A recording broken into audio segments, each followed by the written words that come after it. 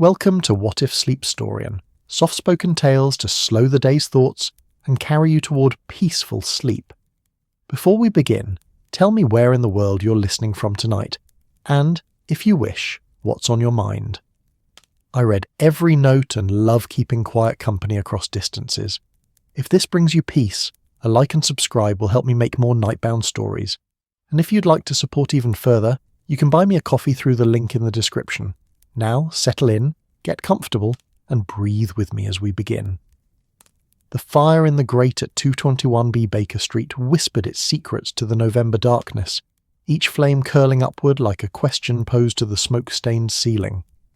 Outside, London wrapped itself in fog, that particular thick yellow fog that seemed less a weather phenomenon and more a living thing, pressing its damp fingers against every window in the city, as if checking whether anyone inside still remembered the world beyond. The gas lamps along Baker Street flickered with their usual Victorian stubbornness, refusing to surrender entirely to the gloom, their light painting wavering circles on the wet cobblestones below, where a hansom cab clattered past, its horse's hooves striking a rhythm that belonged more to dream than waking. Inside, the sitting room held that peculiar quality of warmth that only comes when the cold outside makes itself known. The wallpaper, a faded pattern of acanthus leaves that had witnessed more mysteries than most of London's police force, seemed to lean inward, conspiratorial, as if the room itself were listening. The air carried the scent of burning coal mixed with the ghost of Mrs. Hudson's evening tea. Earl Grey, always Earl Grey, because she believed firmly that Darjeeling was too excitable for night time, and beneath that the faint chemical tang that never quite left the flat. A souvenir of Sherlock Holmes's experiments in the pursuit of truth, or at least in the pursuit of something to occupy his restless mind. Dr. John Watson sat in his preferred chair, the one whose cushion had moulded itself over the years to accommodate his frame with the loyalty of an old hound. He'd positioned himself at an angle that allowed him to feel the fire's warmth on his left side while keeping his reading material properly illuminated by the standing lamp beside him. The lamp itself was a marvel of modern convenience, its glass shade painted with an oriental scene that cast dancing shadows across the page whenever the flame within guttered.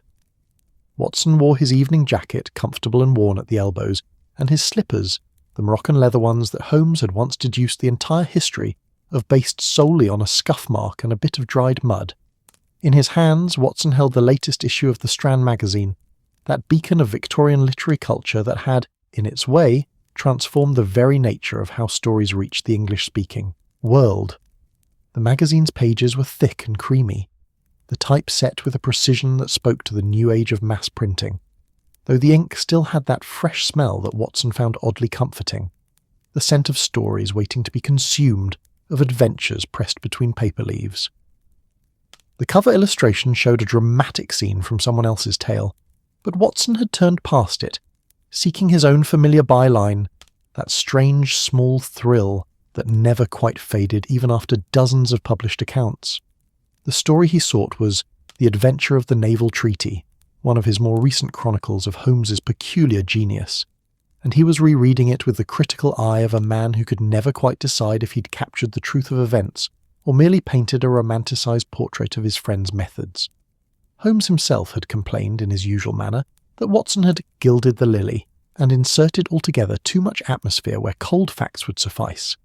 But Watson noticed that Holmes kept a carefully organised collection of these supposedly over-embellished accounts in a drawer of his desk, which suggested a different truth than his words conveyed.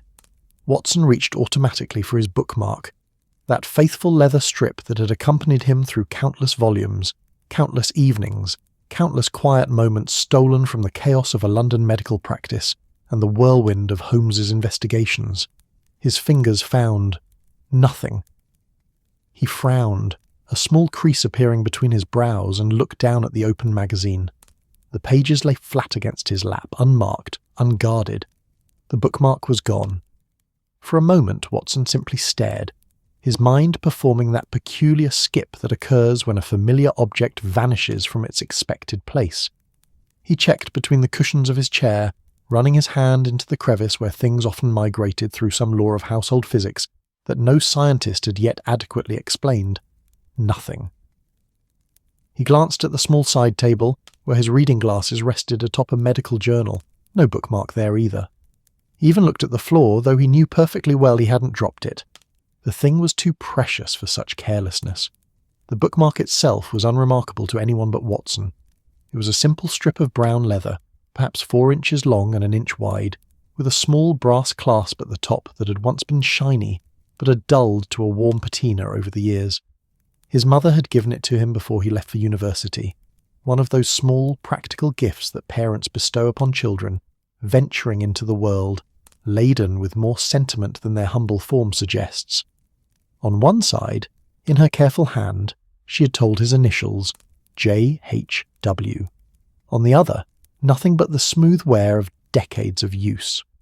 Watson had carried that bookmark through medical school, through the heat and horror of Afghanistan, through the recovery from his wound, through the strange new life he'd built alongside a consulting detective in the heart of London. It had marked his place in anatomy texts and adventure novels, in poetry collections and railway timetables, in newspapers and journals and all the accumulated reading that makes up a thoughtful man's interior life. Losing it felt oddly bereft, like misplacing a small piece of his own history. "Holmes," Watson said, his voice cutting gently through the room's comfortable silence. "Have you seen my bookmark?" Across the room, stretched upon the sofa in a pose that suggested a man who had never met a vertebra he couldn't ignore, Sherlock Holmes lay wreathed in the smoke of his pipe. He had been lying thus for the better part of an hour, staring at the ceiling with the intensity most men reserved for examining evidence at a crime scene. The ceiling, for its part, offered only the usual arrangement of cracks and water stains that all London ceilings bore like badges of honour, souvenirs of the city's eternal dampness. Holmes's long fingers were steepled beneath his chin, and his eyes, those sharp grey eyes that could dissect a man's biography from his choice of tobacco, remained fixed upward. For a moment, Watson wondered if his friend had even heard him, lost as Holmes often became in the labyrinthine corridors of his own thoughts, chasing some problem or puzzle that had caught his formidable attention. But then Holmes spoke, his voice carrying that particular tone of mild annoyance he reserved for interruptions during what he termed his thinking hours, though Watson had never quite determined when these hours officially occurred, as they seemed to arise spontaneously and without warning. "Your bookmark," Holmes said slowly as if tasting each word, "is a strip of brown leather, approximately 4 inches by 1 inch, with brass fitments and your initials tooled on one side. You received it from your mother in 1872, before your departure for Barts. You have owned it for 21 years, during which time it has accompanied you through 3 continents and approximately 4,000 volumes of varying literary merit. You keep it religiously in whatever you are currently reading, and you have not misplaced it in all that time, which suggests an orderly mind regarding small sentimental possessions." Watson blinked. "Yes, exactly. So you have seen it?" "I have observed it virtually every evening for the past several years," Holmes replied, still not moving from his supine position. "It is as much a fixture of this sitting room as Mrs. Hudson's disapproving sighs, or the Persian slipper in which I keep my tobacco." "But have you seen it tonight?" Watson pressed, feeling that particular exasperation that came from Holmes's tendency to answer questions with observations rather than information. Holmes finally moved, lowering his pipe and turning his head toward Watson with the languid grace of a cat disturbed from its perch. "I have not. Is it missing?" "Yes," Watson said, hearing the note of concern in his own voice and feeling slightly foolish for it. It was, after all, merely a bookmark, a scrap of leather, easily replaced. Yet the thought of its absence created a small hollow in his chest, the way losing even minor totems of our past can unsettle the present. Holmes swung his legs off the sofa and sat upright with sudden interest, the pipe now forgotten in his hand. This was the transformation Watson had witnessed hundreds of times, the shift from languid disinterest to focused attention, as if someone had lit a lamp behind Holmes's features. His entire bearing changed. Where before he had seemed almost boneless in his repose, now he radiated a coiled energy, predatory and alert. "Missing," Holmes repeated, and Watson could almost see the gears turning behind those keen eyes. "Not misplaced. Missing. There is a distinction, Watson, and I suspect you have chosen your word with care." Watson shifted in his chair, the leather creaking slightly. Well, perhaps. It's just that this isn't the first time." Holmes's eyebrows rose, twin arcs of inquiry. Indeed? It vanished last week as well, Watson admitted, feeling now that he was making too much of triviality, yet unable to stop himself from continuing.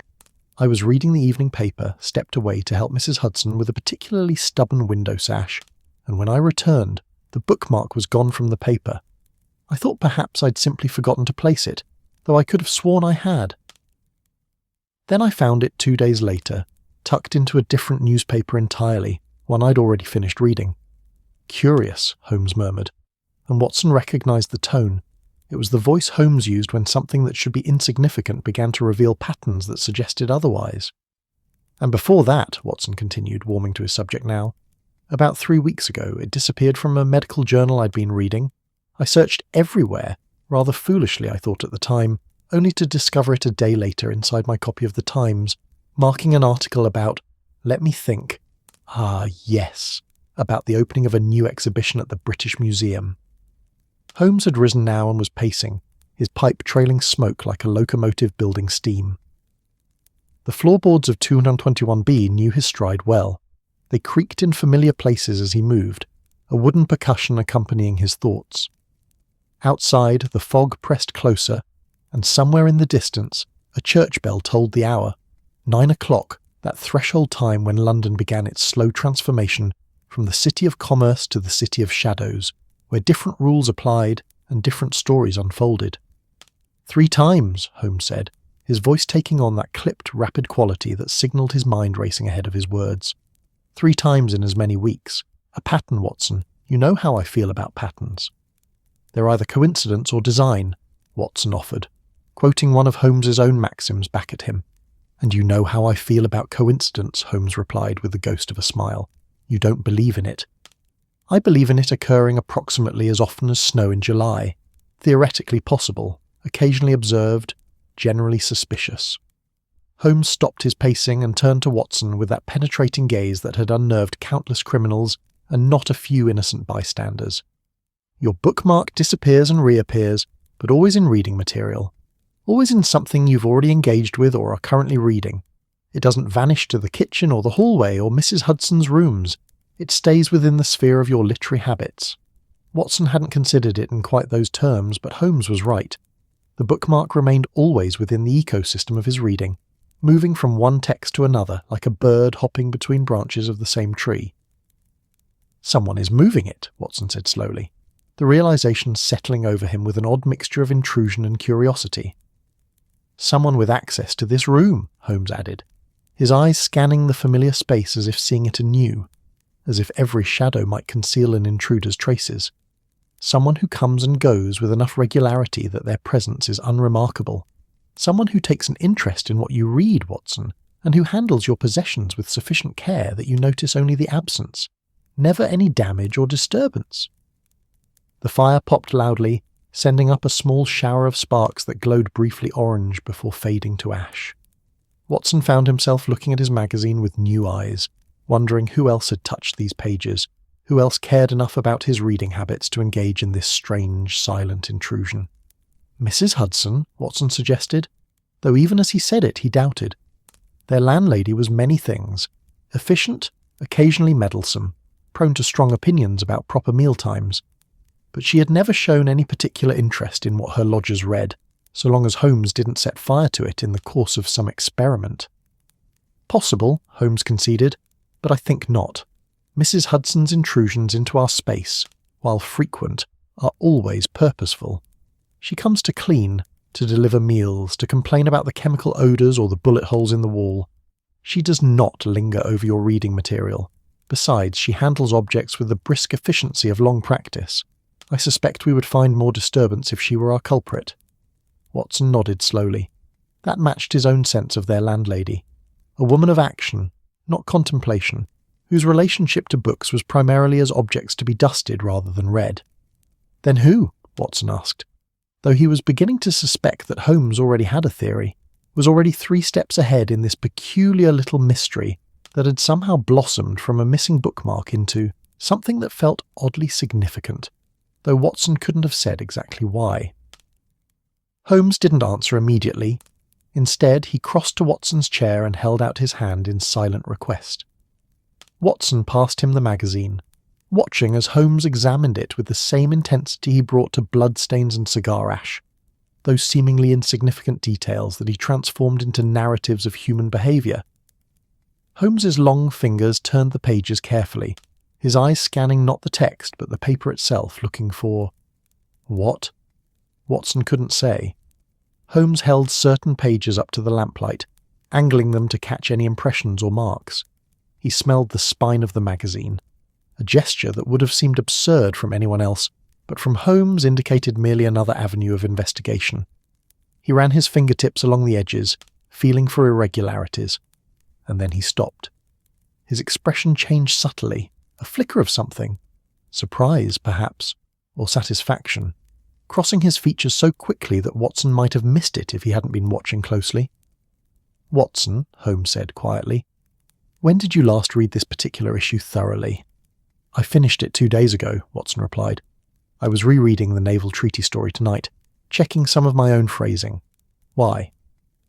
Holmes didn't answer. Instead, he carefully opened the magazine to a page near the middle and began to separate 2 pages that had been pressed closely together. There, nestled between them like a pressed flower, was Watson's bookmark. But it wasn't alone. Tucked carefully behind the leather strip were 3 newspaper clippings, each one trimmed with precise edges, each one folded to fit perfectly within the magazine's dimensions, without creating any bulk that might be noticed by a casual reader. Holmes extracted them with the delicacy of a surgeon removing something precious and fragile, laying them out on the side table, where the lamplight could illuminate them properly. Watson rose from his chair and moved closer, his heart beating with an odd acceleration that he couldn't quite explain. The clippings were small, no more than a few column inches each, and they were clearly from different newspapers. The type and paper quality varied among them. Holmes picked up the first clipping and read aloud, his voice taking on a neutral, almost clinical tone.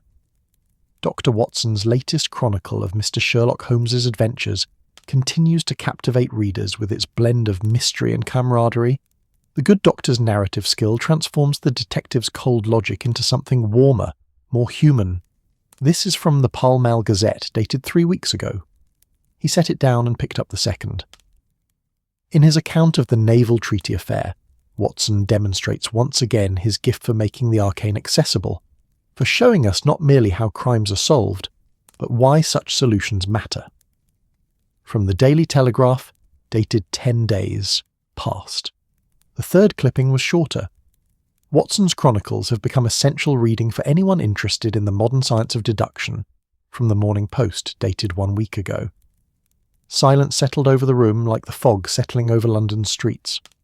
Watson stared at the clippings, these small testimonies to his work, these fragments of praise that someone had carefully collected, trimmed, and hidden in his reading material like secret gifts.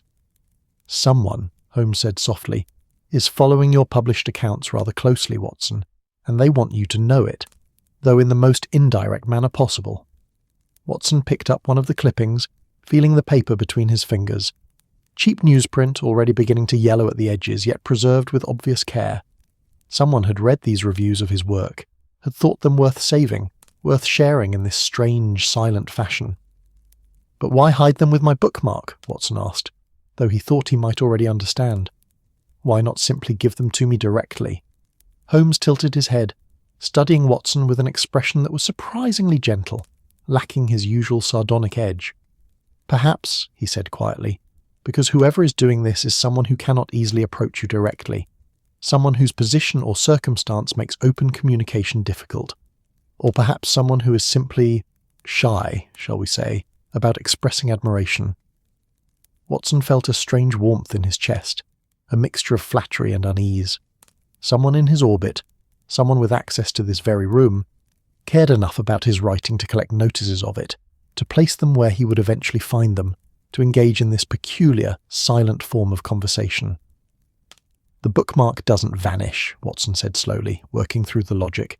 "It's being borrowed, moved from one piece of my reading to another, and each time it's returned it carries these messages." "Precisely," Holmes agreed. He gestured to the clippings with his pipe. "This is not theft, Watson. This is communication by someone who has chosen the language of books and papers to speak to you. Someone who understands that you live as much in the world of words as in the world of flesh and blood. The fire had burned lower now, the coals glowing deep red like rubies buried in ash. The room had grown darker at its edges, the lamplight creating an island of illumination around Watson and Holmes, while the corners retreated into shadow. Outside, the fog had thickened further, until the street lamps were merely suggestions of light, ghosts of illumination in the London night. Watson looked down at the magazine in his hands, at the bookmark that had witnessed so much of his life, and at these small paper testimonies to work he'd done, words he'd written, stories he'd shared with the world. Someone was reading those stories with care. Someone was marking them, noting them, celebrating them in secret. It should have felt invasive, he thought.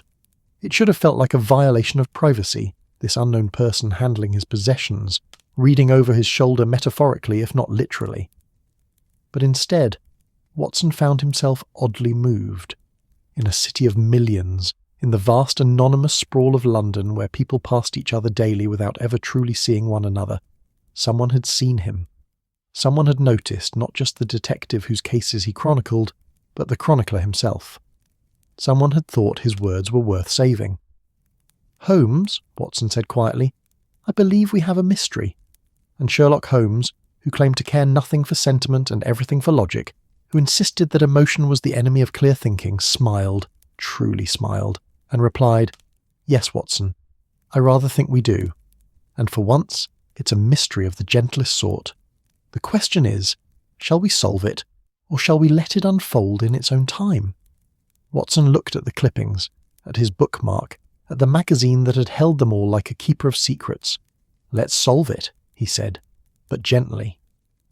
Outside, London dreamed its vast foggy dreams, and inside 221B Baker Street, two men contemplated the small mystery of attention, affection, and the silent languages of readers and writers, a mystery as old as the first story ever told, and as new as tonight's discovery.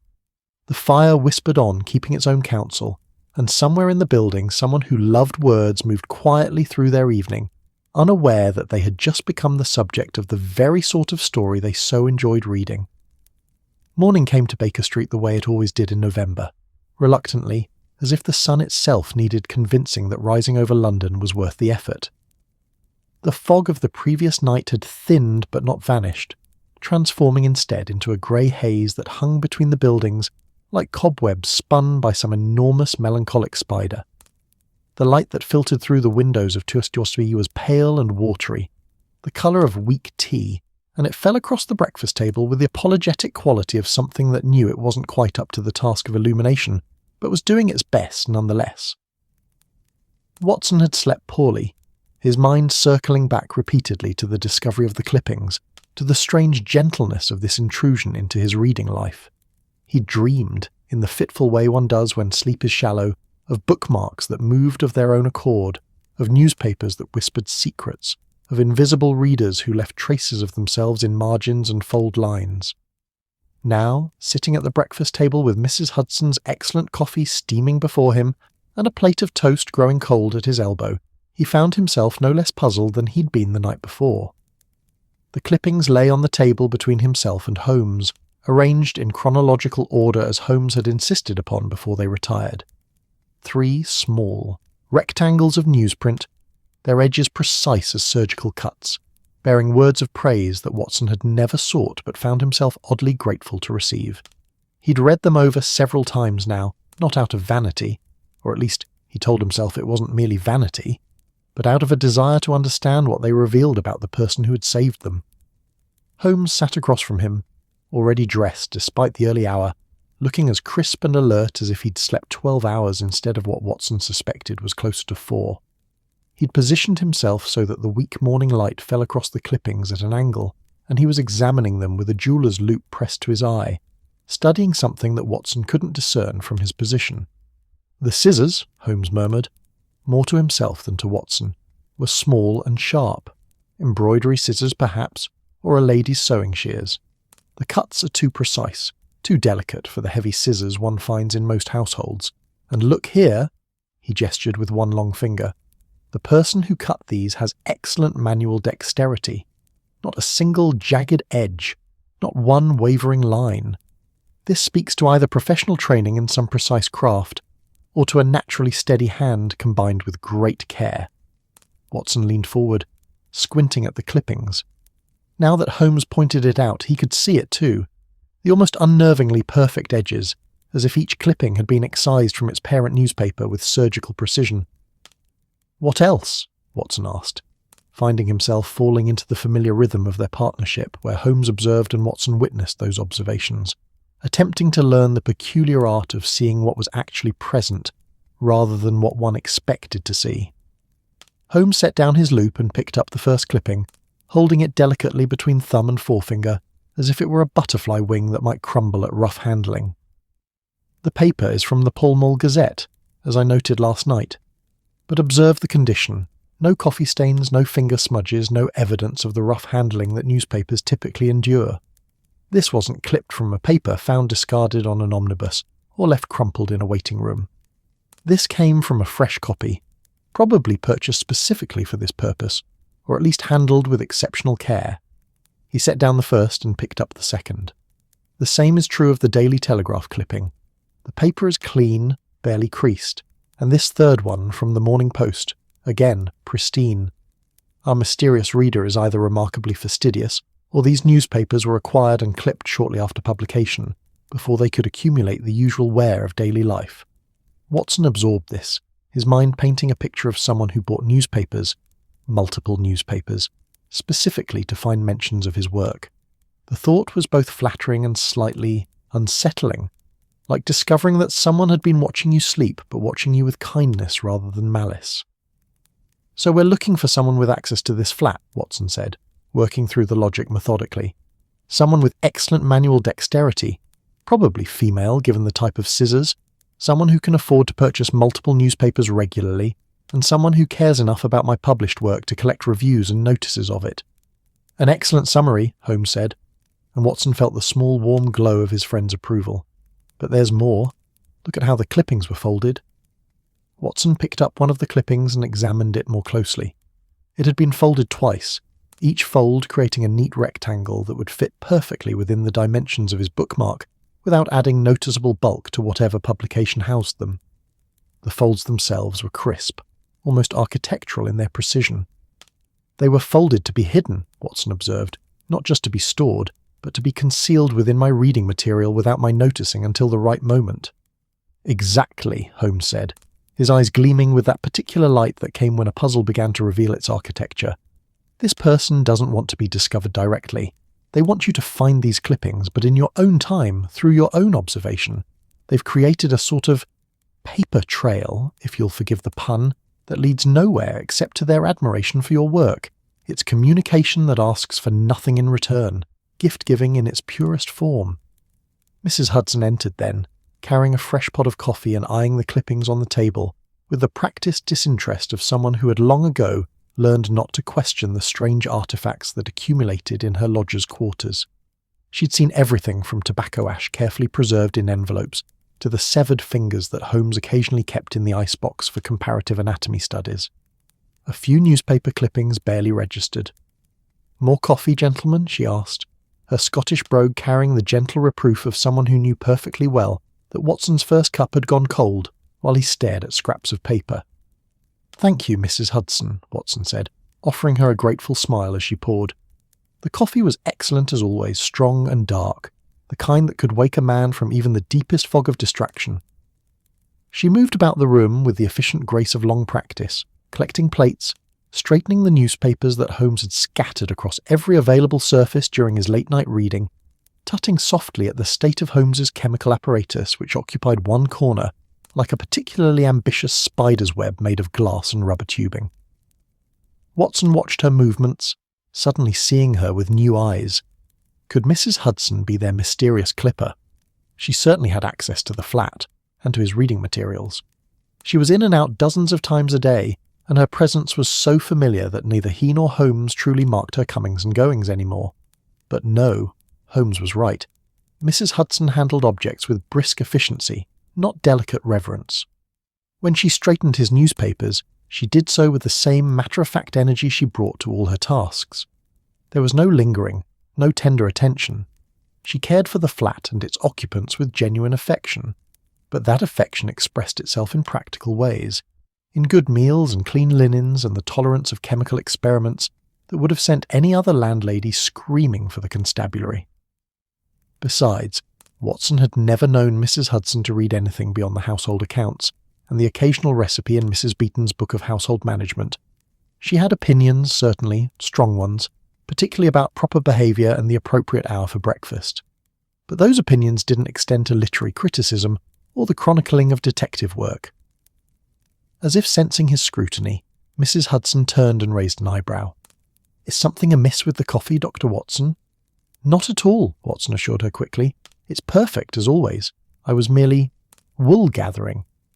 "Well, gather your wool after you've eaten something," she said firmly, gesturing at his untouched toast. "You're thin enough as it is, and Mr. Holmes here," she cast a disapproving glance at the detective, "sets a terrible example by subsisting entirely on tobacco smoke and nervous energy." "Unnecessary," Holmes murmured, waving one elegant hand dismissively. "The body is merely the vehicle for the brain, Mrs. Hudson, and my brain functions optimally on coffee and contemplation." "Your brain will function optimally when it's housed in a body that hasn't collapsed from malnutrition," she retorted. But there was fondness in her acerbity. She'd been waging this particular battle for years and had learned to be satisfied with small victories. After she left, Watson dutifully ate a piece of toast, more to honour her concern than from any real hunger. His mind was elsewhere, circling around the mystery like a moth around a lamp flame. "Holmes," he said slowly, "how many people have regular access to this flat?" Holmes steepled his fingers beneath his chin, a gesture so familiar to Watson that it had become synonymous with thought itself. "Mrs. Hudson, of course. The boy who delivers the morning papers, the girl who brings up the coal for the fires, various tradespeople who make deliveries, the grocer's assistant, the butcher's boy, occasionally someone from the pharmacy when I've ordered chemicals. Your patients, when you see them here rather than at your practice. My clients, though they rarely venture beyond the sitting room, and then there's Mrs. Hudson's niece Clara, who helps with the heavier cleaning several times a week." Watson's mind snagged on that last name, Clara. He'd seen her, of course, in passing. A quiet young woman, perhaps in her mid-20s, with dark hair usually pinned severely back, and a tendency to make herself unobtrusive to the point of near invisibility. She moved through the flat like a ghost, tidying and polishing, and Watson realised with some chagrin that he'd never actually spoken to her beyond the occasional polite "good morning" or "thank you." It was a peculiar blindness, he reflected, this way that people of a certain class became almost invisible to those they served.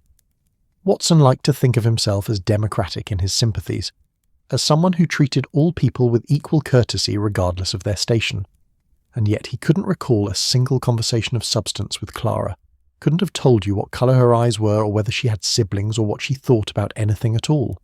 She was simply there, in the way that furniture was there, noticed only in her absence when the floors went unswept or the windows accumulated grime. The realisation made him uncomfortable. "Clara," Watson said aloud, testing the name. "Tell me about her." Holmes's expression suggested he'd been waiting for Watson to arrive at this particular station. "Mrs. Hudson's niece, as I mentioned, the daughter of Mrs. Hudson's late brother, who was a schoolteacher in Edinburgh before consumption claimed him. Clara came to London 5 years ago after her father's death, needing employment. Mrs. Hudson took her in, finding her work among various households in this neighbourhood. Clara is intelligent. Her father ensured she received an education that would have been remarkable for a girl of her class.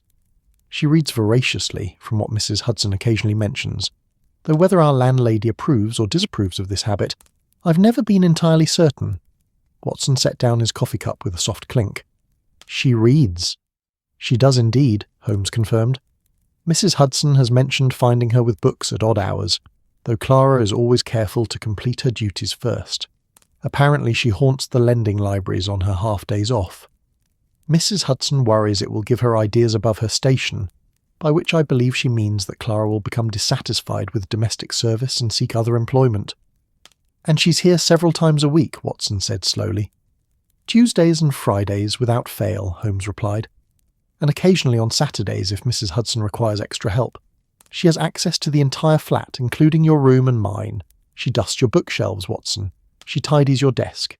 She would know exactly what you're reading at any given moment. Watson picked up one of the clippings again, looking at it with new understanding.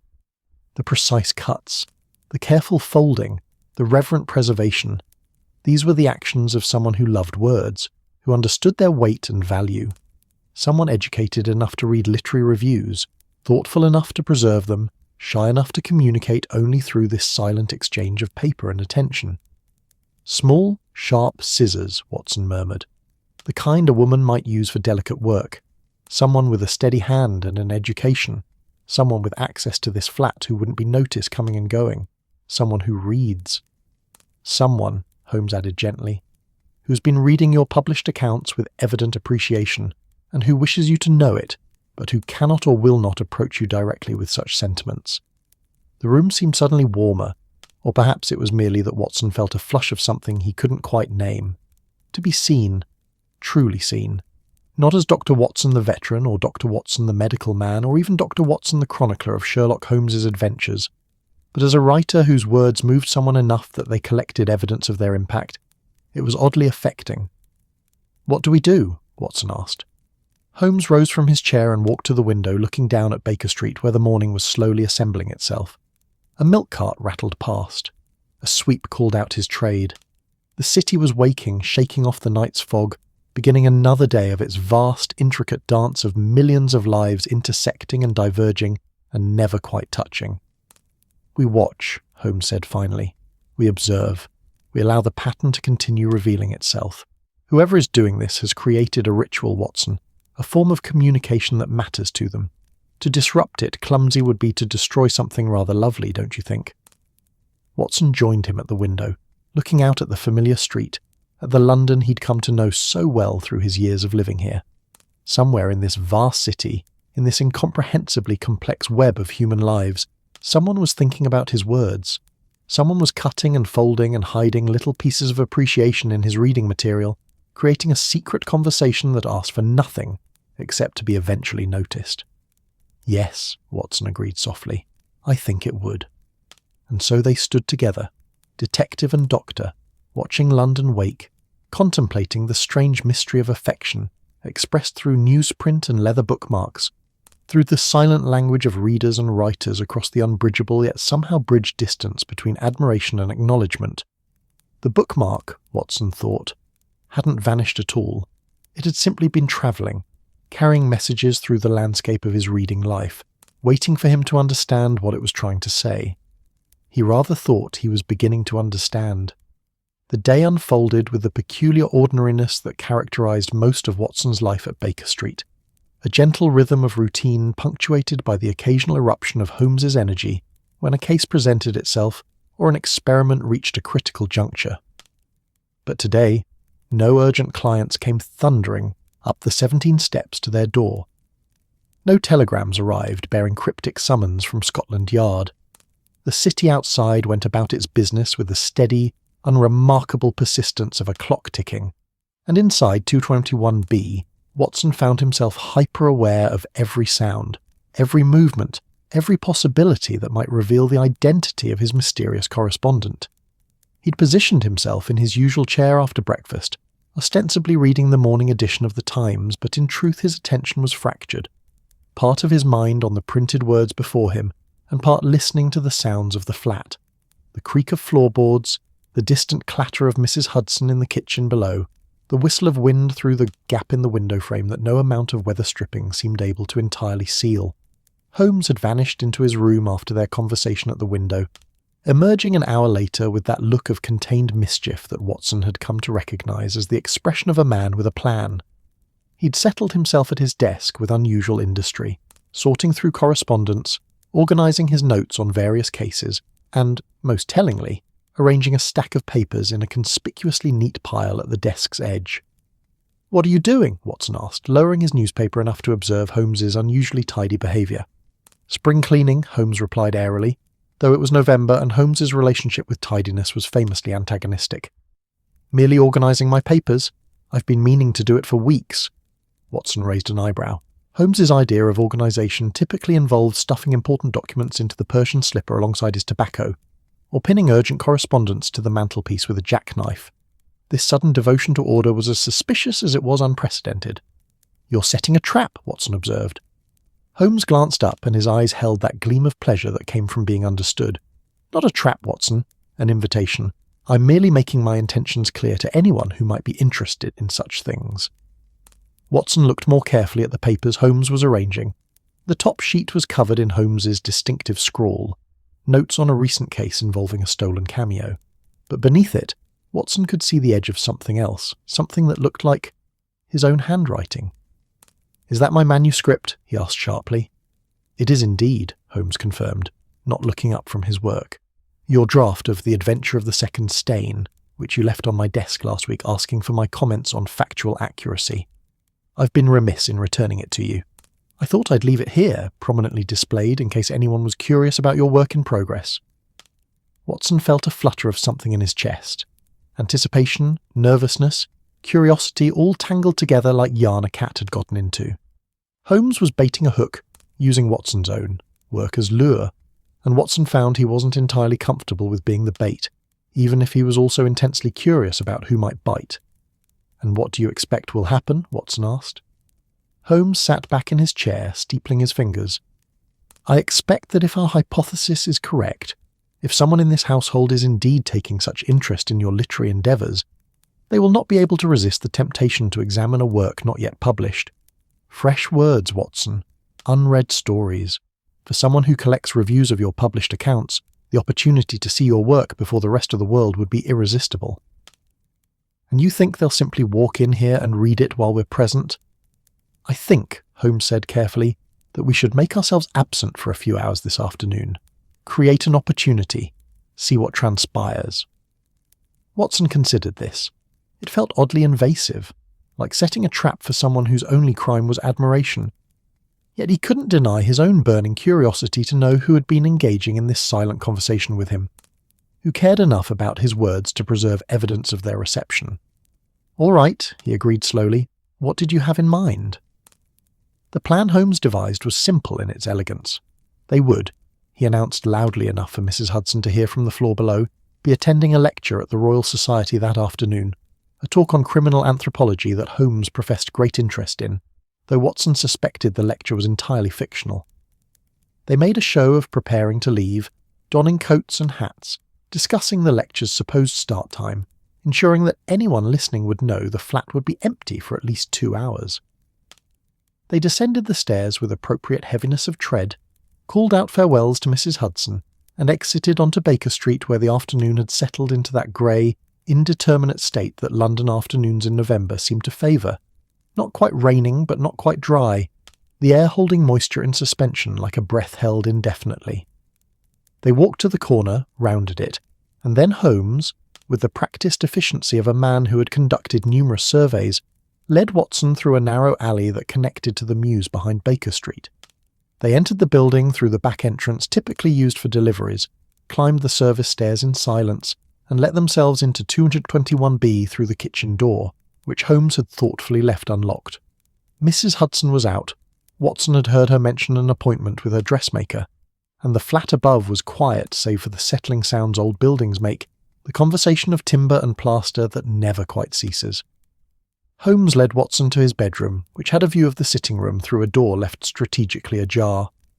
They positioned themselves where they could observe without being observed, and then they waited.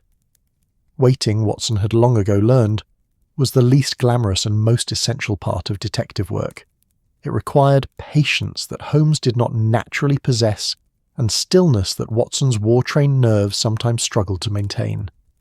They stood in the dimness of Holmes's room, watching the sitting room through the gap in the door, and the minutes accumulated with the slow, thick quality of honey dripping from a spoon. The flat was never entirely silent. Even empty of human voices, it hummed with small sounds. The tick of the clock on the mantelpiece, the settling of coals in the grate, the rattle of window glass when the wind gusted, the scurrying of mice in the walls that Holmes refused to eliminate because he found their presence character-building for the building. Watson could hear his own breathing, Holmes's slower, more controlled respirations beside him, and the beating of his own heart, which seemed unreasonably loud. Time stretched. Watson's leg, the one that had caught a Jezzail bullet in Afghanistan, began to ache from standing still. He shifted his weight carefully, trying not to make the floorboards creak, and Holmes glanced at him with a look that counselled continued patience. And then they heard it, the soft sound of footsteps on the stairs. Watson tensed. The footsteps were light, measured and careful. Not Mrs. Hudson's brisk tread, not the heavy boots of a tradesman. Someone was ascending to their floor with the quiet caution of someone who didn't want to be heard, or who was simply in the habit of moving through the world without drawing attention. The door to the sitting room opened slowly and a figure slipped inside. It was Clara. Watson had seen her before, of course, but always peripherally, always as background to the main action of his life. Now, watching her when she believed herself unobserved, he truly saw her for the first time. She was younger than he'd thought, mid-20s perhaps, with dark hair pulled back in a simple bun that suggested practicality rather than fashion. Her dress was plain, a serviceable grey that marked her status as clearly as a uniform, with a white apron tied at the waist. Her face was pale, fine-featured, with dark eyes that held an intelligence her station was meant to render invisible. She stood in the doorway for a long moment, as if gathering courage, or simply ensuring the flat was truly empty. Then she moved forward with purpose, crossing directly to Holmes's desk where the manuscript lay in its conspicuous display. Watson watched, barely breathing, as Clara approached the desk. Her movements were precise, economical, the movements of someone accustomed to completing tasks efficiently and well. She didn't grab at the manuscript or shuffle through it carelessly. Instead, she removed her work gloves. Watson noted they were worn but clean, mended at the fingertips, and folded them carefully before placing them on the corner of the desk. Then she picked up the manuscript. The change in her was immediate and remarkable. Her entire bearing shifted. Where before she'd moved with the brisk efficiency of domestic service, now she handled the papers with a reverence that bordered on religion. She held them as if they were something precious and fragile, as if words themselves had weight and deserved careful handling. She didn't sit. That would have been too presumptuous. Too much of a violation of the invisible boundaries that separated her world from Watson's. Instead, she stood beside the desk, angling the pages to catch the grey afternoon light from the window, and she began to read. Watson could see her face in profile, and he watched as her expression transformed. Her eyes moved across the lines of his handwriting. He suddenly felt self-conscious about his scrawl, his tendency to cross out and revise. And something in her features softened. A small smile touched the corners of her mouth. Once she actually laughed, a sound so quiet it was barely audible, quickly suppressed as if she feared being overheard even in an empty flat. She read slowly, savouring the words, occasionally pausing as if to reread a particular passage. Her fingers touched the edge of the paper with extraordinary gentleness, careful not to smudge the ink, not to crease the corners. This was how one handled something valuable. This was how one touched something loved. Watson felt something catch in his throat, a tightness that might have been emotion, or might simply have been the held breath of witnessing something he wasn't meant to see. Here was his reader, his secret correspondent, revealed not through confrontation or interrogation, but through her own unguarded attention to his work. And she was so young, so clearly intelligent, trapped in a life that would never acknowledge that intelligence, that would require her to spend her days cleaning and polishing and remaining invisible, while her mind clearly hungered for something more. She read for perhaps 10 minutes, absorbed completely in the narrative, in the world Watson had created with words on paper. Then, reluctantly, she set the manuscript down, arranging it exactly as it had been, with the same precise care she'd shown in lifting it. But she didn't leave immediately. Instead, she stood there for a moment, her hand resting lightly on the desk near the manuscript, her eyes still on the pages. She seemed to be memorizing something, the words she'd read, perhaps, or simply the moment itself. Then she reached into her apron pocket and withdrew something small. Watson couldn't see what it was from this distance, but when she placed it carefully on the corner of the desk, near but not touching the manuscript, he saw it was a flower, a single violet perfectly preserved, its petals still rich with colour, though the season for violets had long passed. It must have been pressed in a book, saved from the spring or summer, kept for months for what? For this moment? for this silent offering of appreciation that asked for nothing in return? Clara stood looking at the violet and the manuscript for another long moment. Then she collected her gloves, slipped them back on with practiced efficiency, and turned toward the door. She paused at the threshold, looking back at the room, at the desk where Watson's words lay, at the violet resting beside them like a purple whisper, at the whole familiar space of 220B that she cleaned and tended but could never truly inhabit.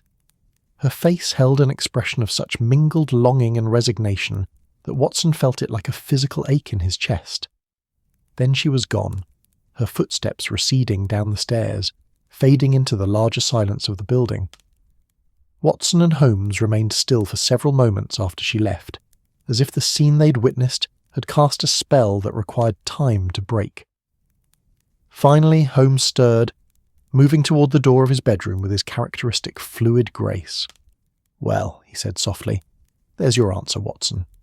Watson followed him into the sitting room. The manuscript lay exactly where Holmes had left it, but now the pressed violet rested beside it. A small piece of beauty placed next to words, nature's art beside human art, a gift given with no expectation of acknowledgement. Watson picked up the violet carefully, holding it in his palm. It was perfect, preserved with obvious skill, the purple so deep it was almost black at the heart, fading to pale lavender at the edges. Someone had kept this flower for months, pressing it carefully, waiting for the right moment to give it. "She reads my stories," Watson said quietly. "She treasures them," Holmes corrected gently. "There's a difference. Many people read Watson. Few people treasure it. She collects evidence of your work's reception because she has no other way to express her own appreciation. She cannot approach you directly. The gulf of class between you is too wide, too rigidly policed by society's expectations. A domestic servant doesn't share literary opinions with a doctor and published author. The very suggestion would be improper, presumptuous. "That's absurd," Watson said, but even as he said it, he knew it wasn't.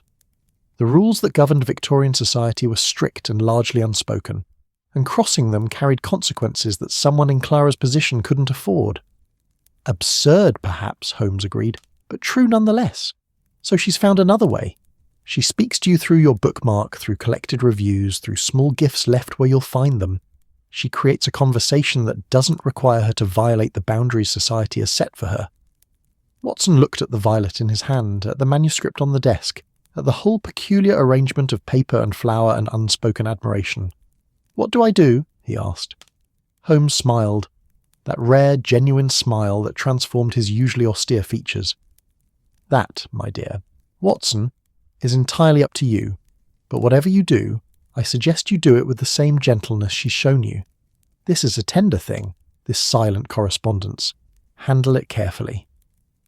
Watson nodded slowly, his mind already working through possibilities, through ways he might acknowledge this gift without embarrassing the giver, without crushing this fragile, beautiful thing that had grown in the shadows of class and circumstance. Outside, London went about its business, indifferent to the small human dramas unfolding in its millions of rooms. But here, in 221B Baker Street, a mystery had been solved, not through deduction or interrogation, but through patience and observation, and the recognition that sometimes the most profound mysteries are matters of the heart. The violet rested in Watson's palm, purple as a bruise, delicate as a secret, precious as any clue Holmes had ever uncovered. The afternoon dissolved into evening with the gradual dimming that November days practiced, as if the sun were a lamp slowly running out of oil. Watson remained in the sitting room long after Holmes had retreated to his chemical experiments, standing by the window and watching Baker Street transform from its daytime identity into its nocturnal self. The lamplighters made their rounds, each gas lamp blooming into yellow life as they passed, creating islands of illumination in the gathering dark. The street sellers were packing up their barrows, and the traffic was changing character. Fewer delivery carts, more private carriages bearing London's comfortable classes to their evening entertainments. But Watson's mind was not on the street. It kept returning to the image of Clara standing in this very room, reading his words with such evident hunger and care. The violet still lay on his desk where he'd placed it, and he found his gaze drifting to it repeatedly. this small purple testimony to someone's quiet appreciation. He'd spent the hours since her departure wrestling with the question Holmes had left him with: what to do. The simple answer would be to acknowledge her directly, to thank her for her attention to his work, to perhaps give her copies of his published stories. But the more Watson considered it, the more he realised that such directness might destroy the very thing it meant to honour. There was something precious in the indirectness of Clara's communication, something that would be lost if dragged into the harsh light of explicit acknowledgement. She'd created a space where a working-class woman could engage intellectually with a gentleman's published work, where the rigid hierarchies of Victorian society didn't apply because the conversation happened entirely in the realm of the unspoken. To make it explicit would be to force it back into the world where those hierarchies held sway, where Clara was a servant and Watson was her employer's lodger, and the distance between those positions was measured in unbridgeable social miles. Holmes emerged from his room as the last light faded from the sky, bringing with him the acrid smell of whatever chemical combination he'd been subjecting to heat and observation. He'd changed his shirt, the previous one having apparently been sacrificed to science, and he carried that air of satisfied exhaustion that came after hours of focused experimentation. "Still brooding?" Holmes asked, though his tone was gentle rather than critical. "Thinking," Watson corrected. "There's a difference."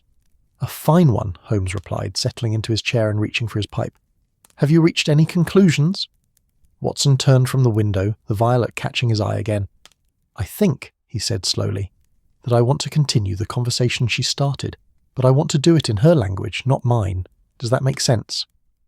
Holmes's eyes gleamed with approval as he lit his pipe, the match flaring briefly bright before settling into the steady glow of burning tobacco. "Perfect sense. You wish to respond without requiring a response, to acknowledge without forcing acknowledgement." "Exactly," Watson said, feeling relieved to have his half-formed thoughts articulated so clearly. "But I'm not entirely sure how to accomplish it." Holmes was quiet for a moment, smoke curling around his head like visible thought.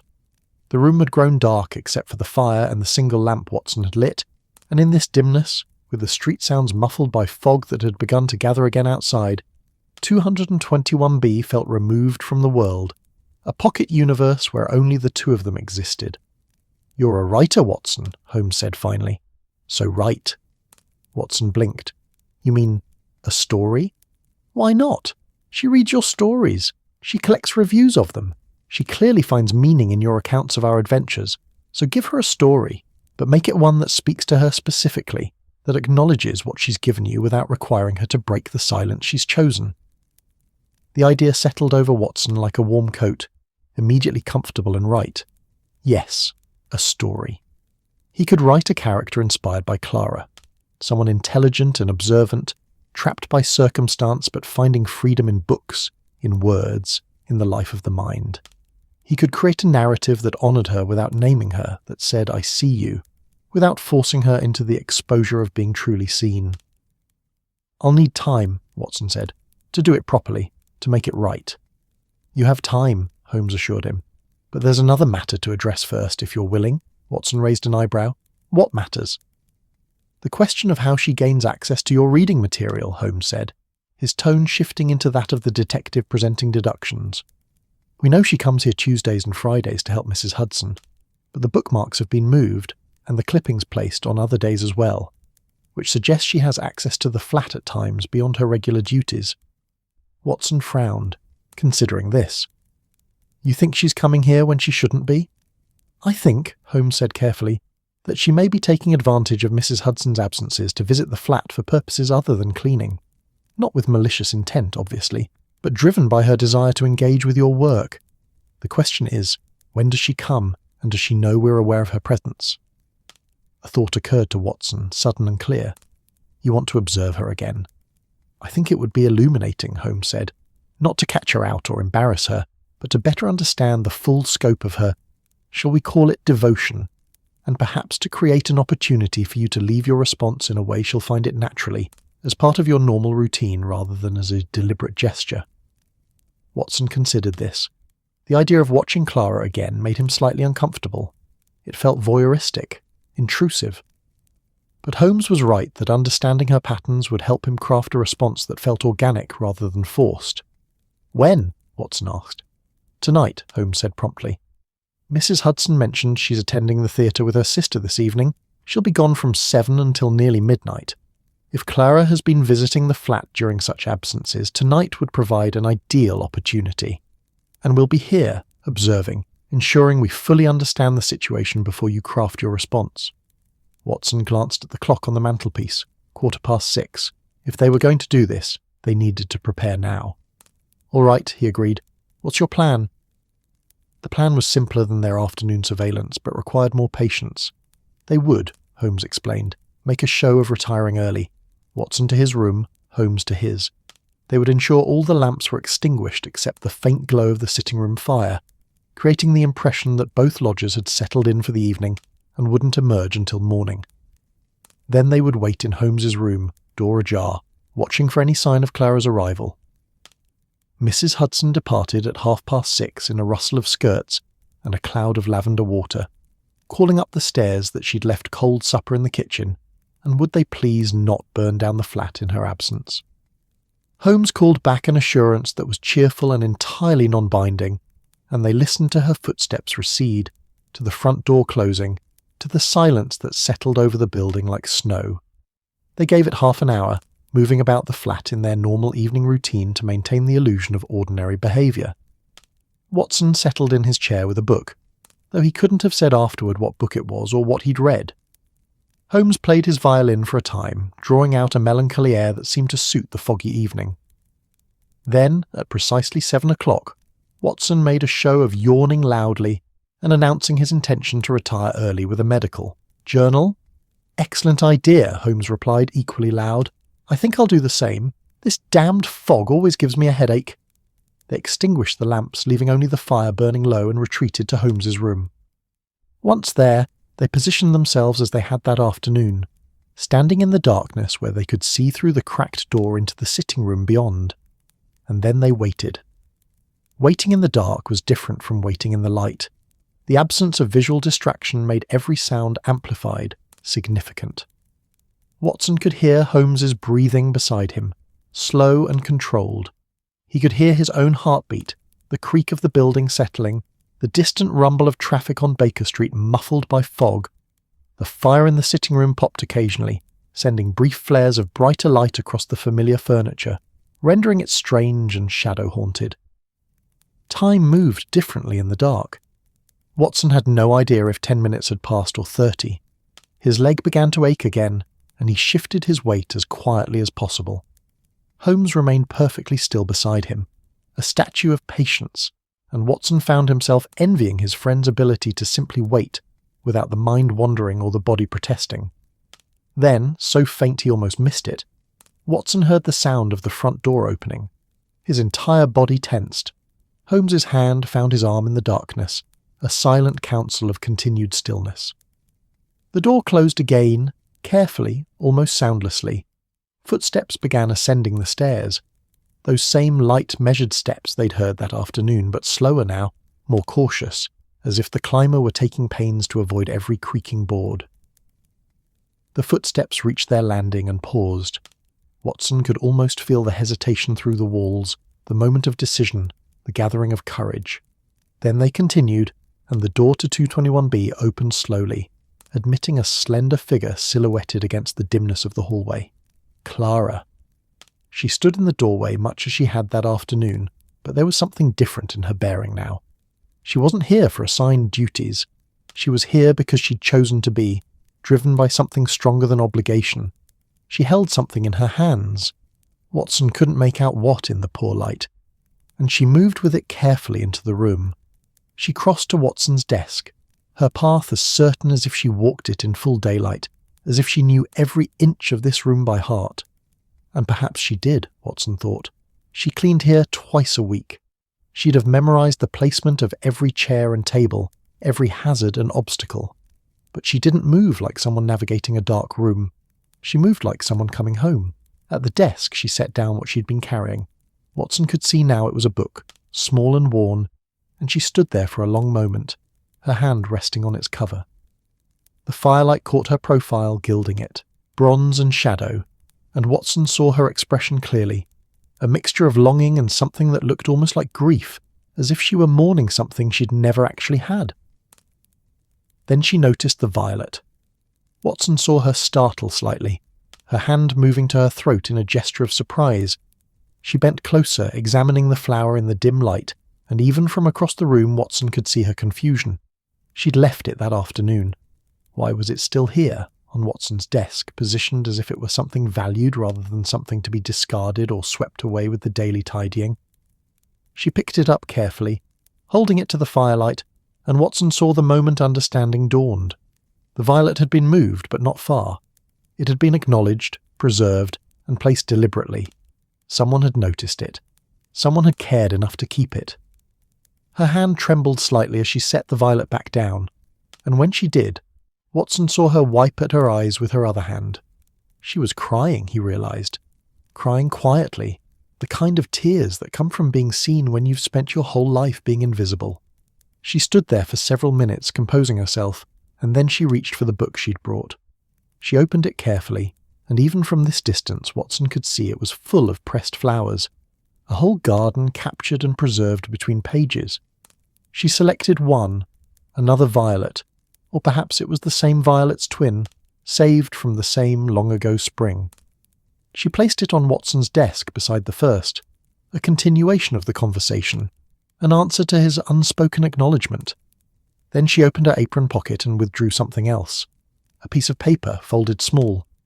She set it beside the violets, then seemed to think better of it, and picked it up again.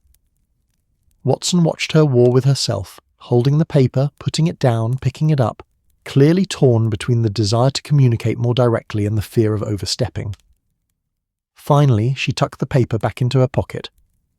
The violets would speak for her. Words, apparently, were still too dangerous, too direct, too likely to shatter the careful distance that allowed this conversation to exist at all. She stood looking at the desk for another long moment, memorizing it perhaps, or simply allowing herself this quiet moment of connection before returning to her usual invisibility. Then she picked up her book of pressed flowers, held it against her chest like a shield or a comfort, and turned toward the door. But she didn't leave immediately. Instead, she looked around the sitting room, at the chairs where Watson and Holmes sat, at the bookshelves crammed with volumes, at the chemical apparatus and the violin, and all the accumulated debris of their lives lived in pursuit of truth and mystery and the solving of puzzles both great and small. "Thank you," she whispered to the empty room, her voice so soft Watson barely heard it. "Thank you for your words." And then she was gone, slipping out of the room as quietly as she had entered, her footsteps receding down the stairs, the front door opening and closing with barely a sound, and then nothing but the fog and the fire and the silence.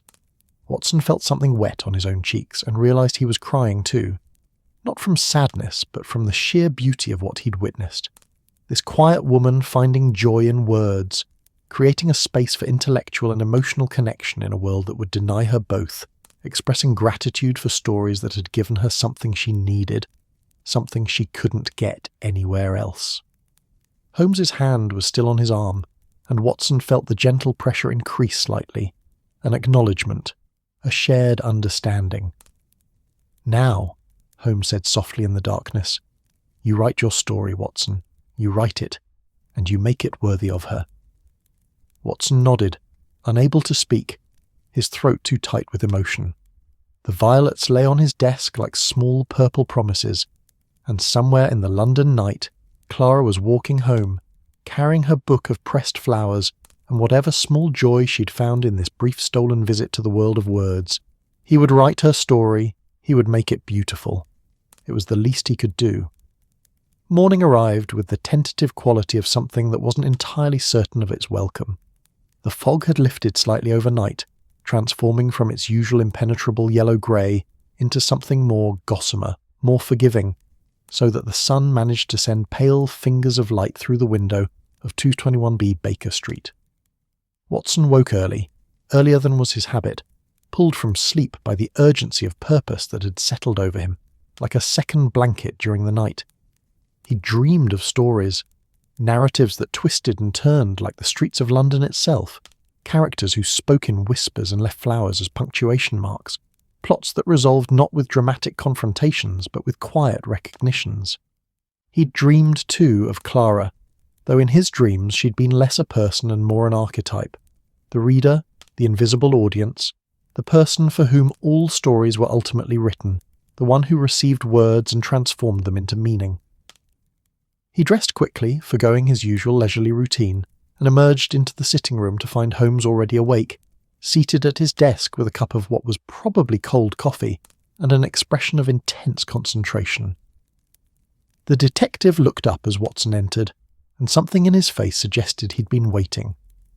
"I wondered when you'd surface," Holmes said. "I thought perhaps you'd sleep until noon, given the late hour of our vigil." Watson glanced at the clock. 7:30. "Couldn't sleep," he admitted. "Too much in my head." "The burden of the storyteller," Holmes observed with a slight smile. "You have a tale demanding to be told, and it won't grant you peace until you've told it." Watson moved to his own desk where the 2 violets still lay, perfectly preserved, their purple almost shocking in the morning light. He touched one gently, feeling the paper-dry texture of the pressed petals, and something in his chest tightened with the weight of responsibility. Clara had given him these flowers, these small pieces of beauty, and he owed her something equally beautiful in return. "I need to talk to you about her," Watson said abruptly, turning to face Holmes. "About Clara. Not to solve the mystery.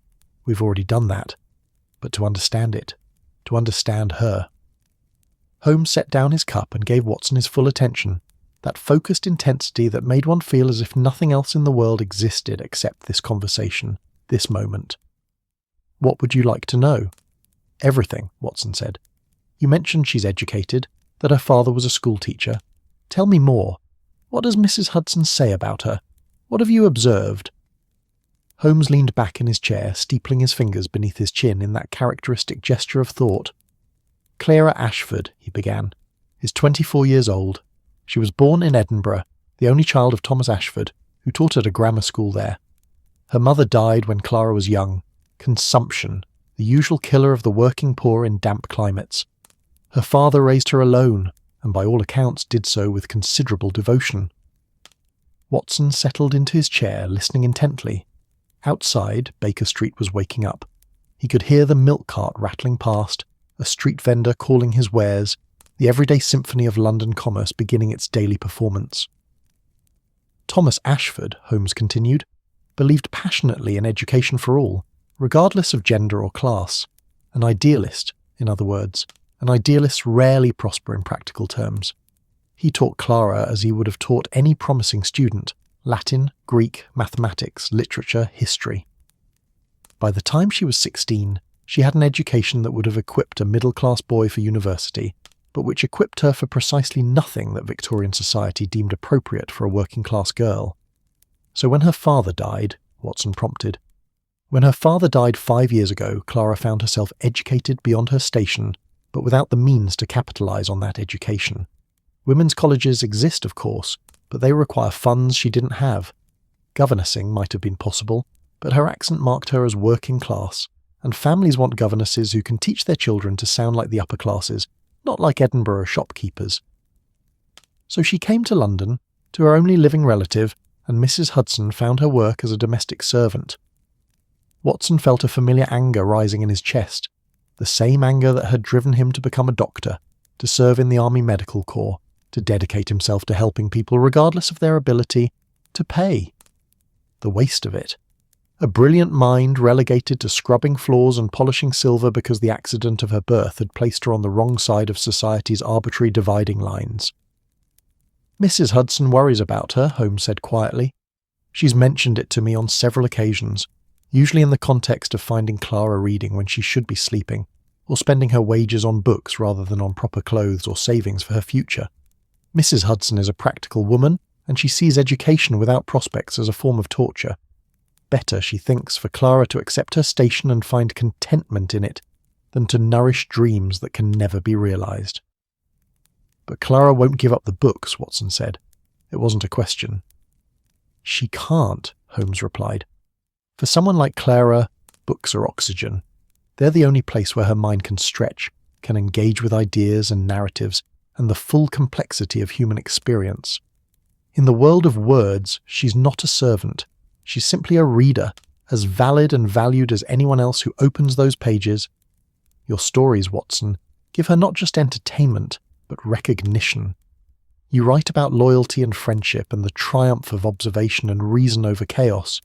You create worlds where intelligence matters, where paying attention is rewarded, where seeing clearly is heroic. For someone whose own intelligence must remain invisible, whose observations of the world around her must go unvoiced, whose clarity of thought is considered at best irrelevant and at worst threatening. Can you imagine what your stories must mean to her? Watson sat very still, feeling the weight of this understanding settle over him. He'd written his accounts of Holmes's cases for many reasons. To chronicle their adventures, to satisfy his own need to write, to earn some additional income, to entertain readers. But he'd never fully considered what those stories might mean to someone like Clara, someone for whom the very act of intelligent observation was a form of rebellion against a society that demanded she remain unseen and unthinking. "I don't know if I can do justice to that," Watson said quietly. "If I can write something worthy of what she's given me." "You won't know until you try," Holmes replied. "And Watson, don't make the mistake of thinking you need to write something grand or perfect. Clara doesn't want perfection. She wants recognition. She wants to know that she's been seen, truly seen, not as a servant, but as a person who thinks and feels and matters.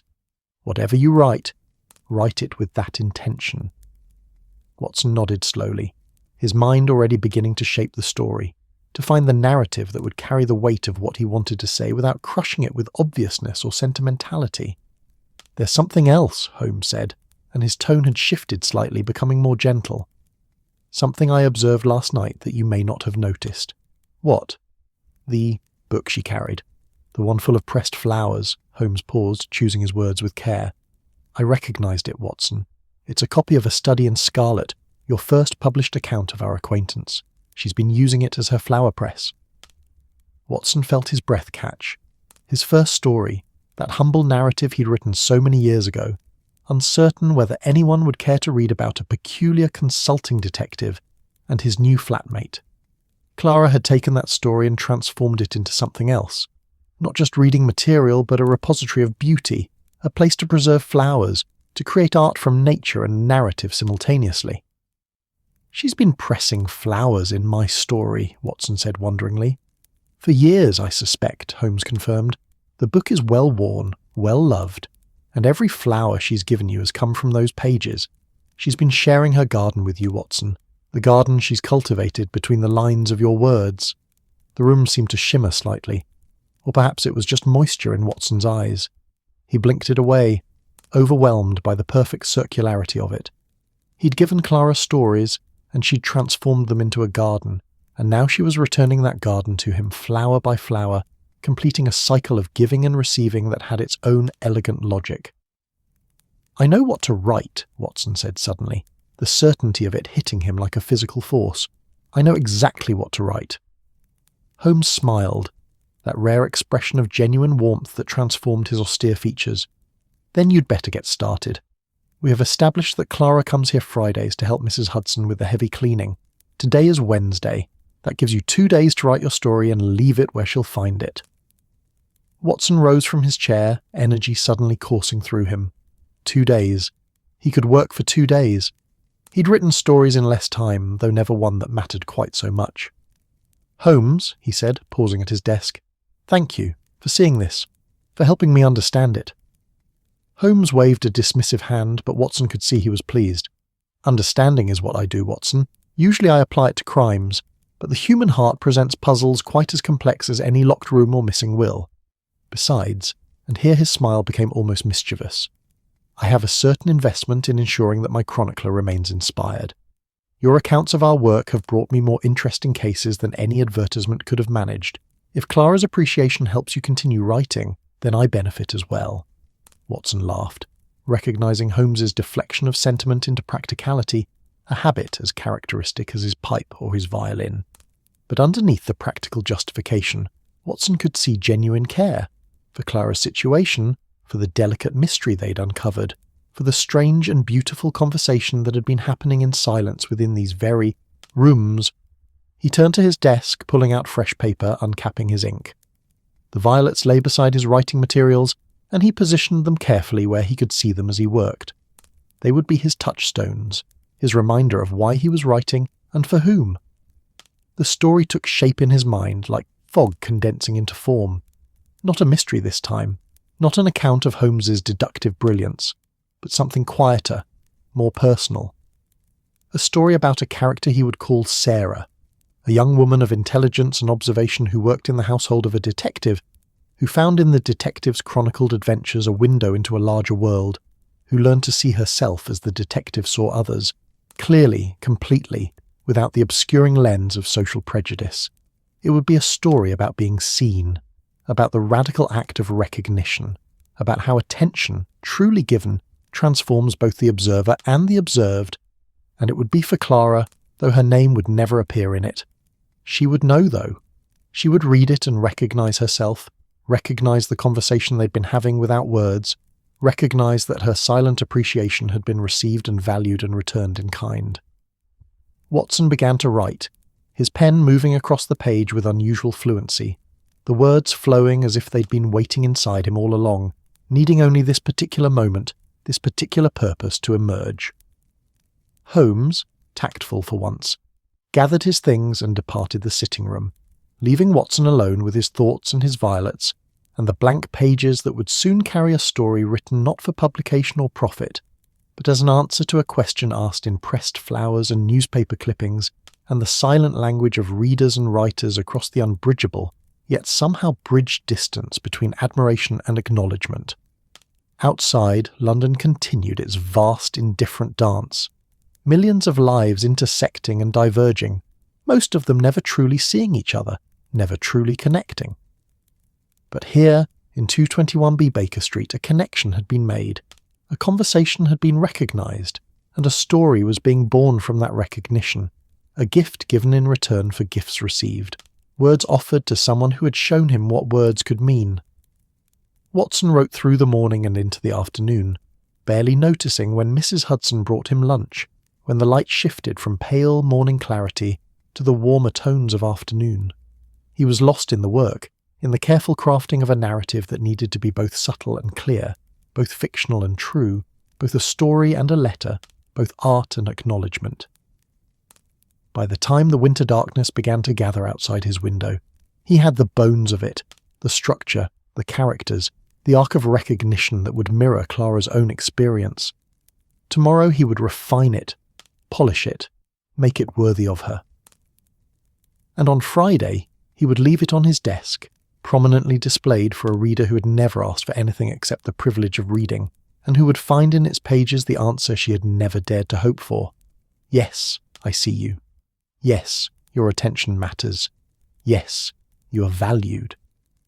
The violets seemed to glow in the lamplight, purple promises kept and new promises being made, and Watson smiled as he wrote, feeling the peculiar satisfaction that comes from using words not just to tell a story, but to change a life.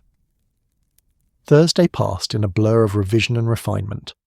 Watson rose early again, driven by the same urgent purpose that had pulled him from sleep the previous morning, and he spent the entire day at his desk, working and reworking the story until every word felt precisely right, every sentence balanced between clarity and subtlety, every paragraph carrying the weight of what he needed to say without collapsing under its own earnestness. Holmes, demonstrating an unexpected delicacy, made himself scarce for much of the day. He departed after breakfast on some vague errand involving the British Museum and didn't return until late afternoon, by which time Watson had filled his wastepaper basket with false starts and abandoned paragraphs, the detritus of a writer seeking exactly the right approach to a story that mattered more than most. The narrative he'd crafted centred on Sarah, a young woman employed in the household of a scholar and his companion who chronicled the scholar's work. Sarah found in those chronicles not just entertainment, but a model for how to observe the world with clarity and intelligence. The story followed her quiet journey of self-recognition, of learning to value her own observations, of understanding that her mind was not a liability or an irrelevance, but something precious. Regardless of what society might say about women of her class and station, it wasn't a mystery story in the traditional sense. There were no crimes to solve, no villains to unmask. Instead, It was a story about the mystery of being seen, about how recognition transforms us, about the quiet heroism of continuing to think and observe and care about ideas even when the world insists you shouldn't. Watson had woven in small details that Clara would recognise. A character who pressed flowers in books, who collected newspaper clippings, who moved through a household like a ghost, but who possessed a rich interior life that the household's occupants had failed to notice. And at the story's end, he'd written a scene where the scholar's companion left a new manuscript on his desk with a note. For my most faithful reader, whose attention has been the greatest gift a writer could receive. It was perhaps too direct, too obvious in its intention. But Watson had decided that subtlety, while elegant, risked being missed entirely. Clara needed to know, without any possibility of doubt, that she had been seen, that her silent appreciation had been received and valued and returned. By Thursday evening, Watson had a clean copy of the story, written out in his clearest hand on good paper. It ran to perhaps 12 pages, approximately 3,000 words, and he'd titled it simply The Faithful Reader. He read it through one final time as the lamps were being lit along Baker Street, checking for any errors in transcription, any awkward phrasings he'd missed in earlier drafts. It was good, he thought. Not his best technical writing, perhaps. His accounts of Holmes's cases had a certain polish born of practice, and his medical training's emphasis on clear, precise description. But this story had something his other work often lacked. It had heart. It had been written not to entertain anonymous readers, but to speak directly to one specific person, and that specificity gave it an emotional resonance that transcended technical perfection. Holmes returned as Watson was setting the manuscript aside, blowing in with the evening fog and carrying a package wrapped in brown paper. "Finished?" Holmes asked, unwinding his scarf and draping it over the back of a chair with his characteristic disregard for proper hooks and coat stands. "Finished," Watson confirmed, "or as finished as it's going to be. I could tinker with it indefinitely, but at some point one must simply commit to the work as it stands." Holmes nodded approvingly. "Perfection is the enemy of completion," as someone wise probably said at some point. "May I read it?" Watson hesitated, feeling suddenly protective of the manuscript, as if sharing it even with Holmes might somehow dilute its intended impact on Clara. But he recognised the impulse as irrational, and gestured toward the pages. "Of course." Holmes settled into his chair and read in silence while Watson pretended to browse the evening paper, though in truth he was watching his friend's face for reactions, for any sign of approval or criticism. Holmes was an exacting reader, and while Watson valued that quality in general, at this moment he found it nerve-wracking.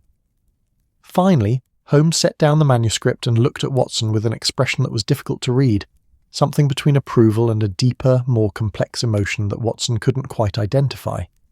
"It's beautiful, Watson," Holmes said quietly.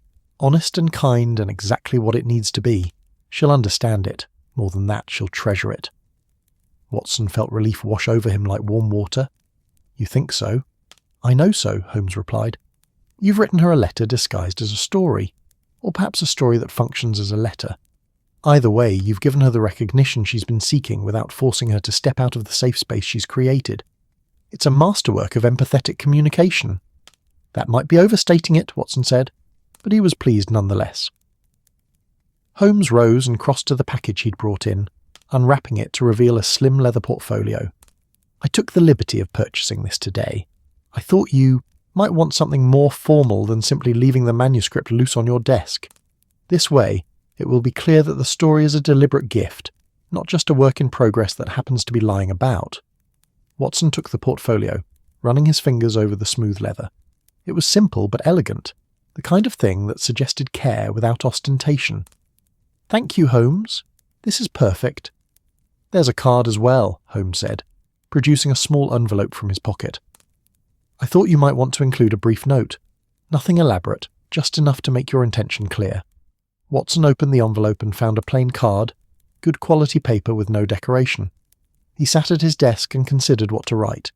Too much would be overwhelming. Too little might leave Clara uncertain about the manuscript's purpose. Finally he wrote simply, "For my most faithful reader, your attention to my work has been noticed and deeply appreciated. These words are my small way of saying thank you. J.H.W. He slipped the card and manuscript into the portfolio and set it prominently on his desk, positioned where Clara couldn't possibly miss it when she came to clean tomorrow. The violets still lay nearby, and he arranged them so they framed the portfolio like a purple benediction. "And now we wait," Watson said.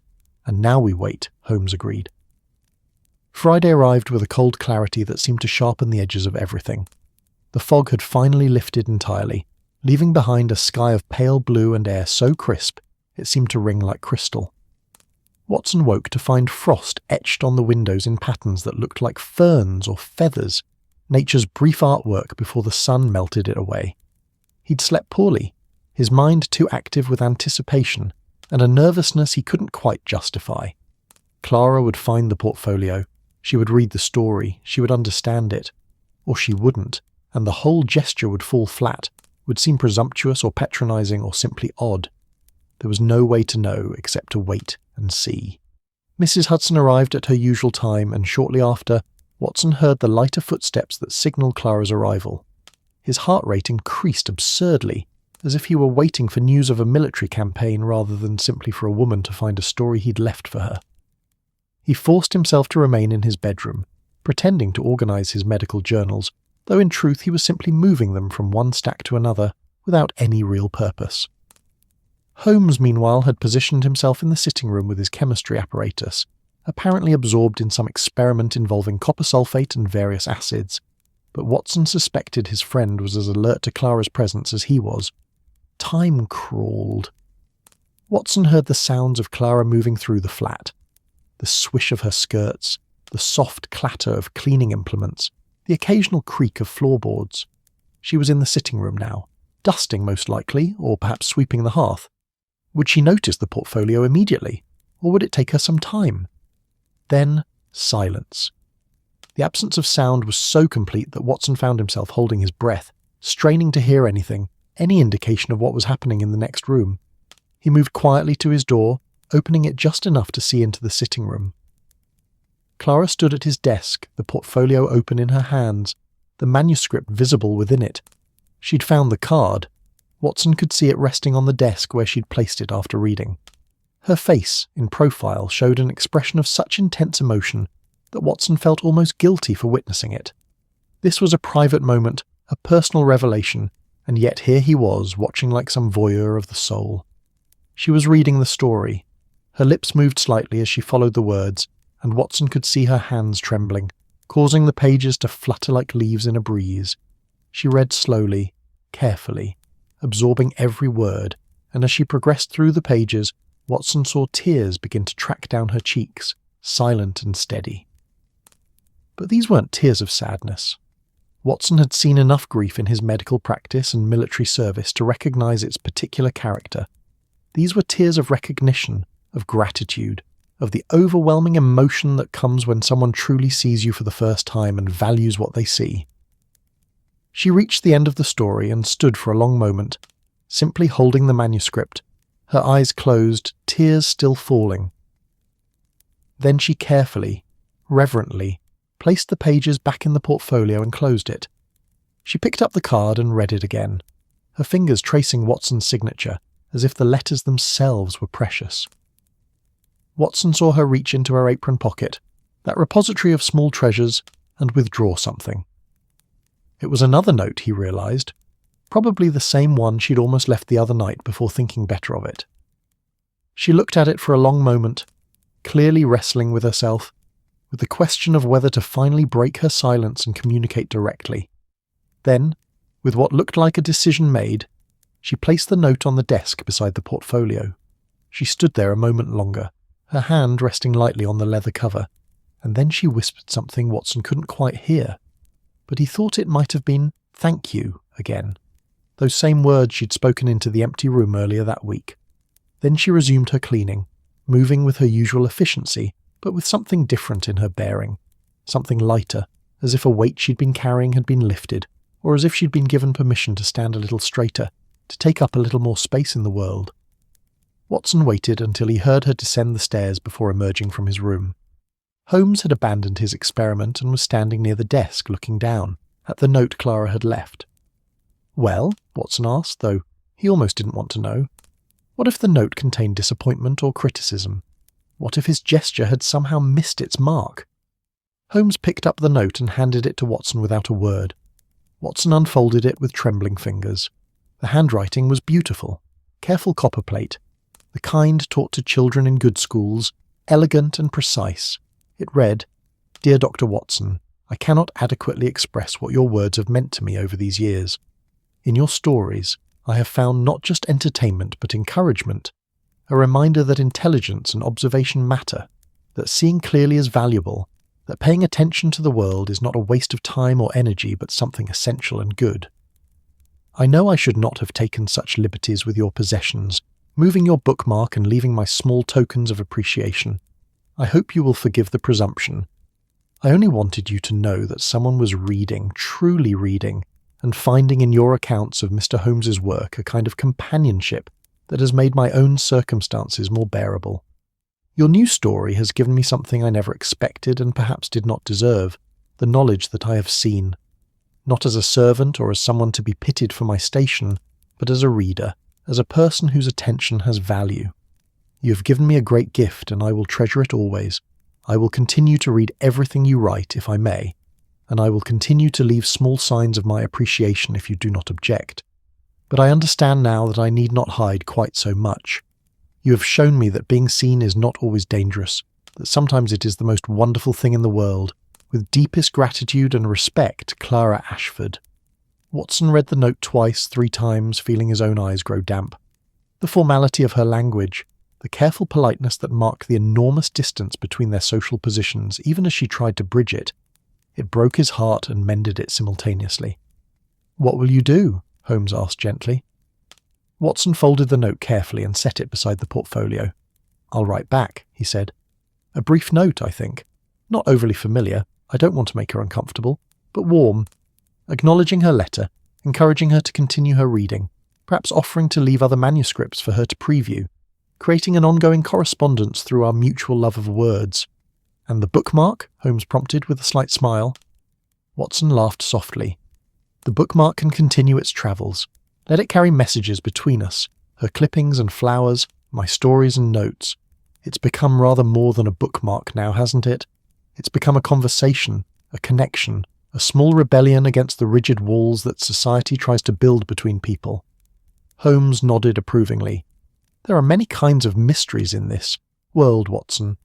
Some involve crimes and villains and dramatic revelations, but some involve the simple, profound mystery of human connection, how we reach across the distances between us, how we signal to each other that we're not alone, that we're seen and valued.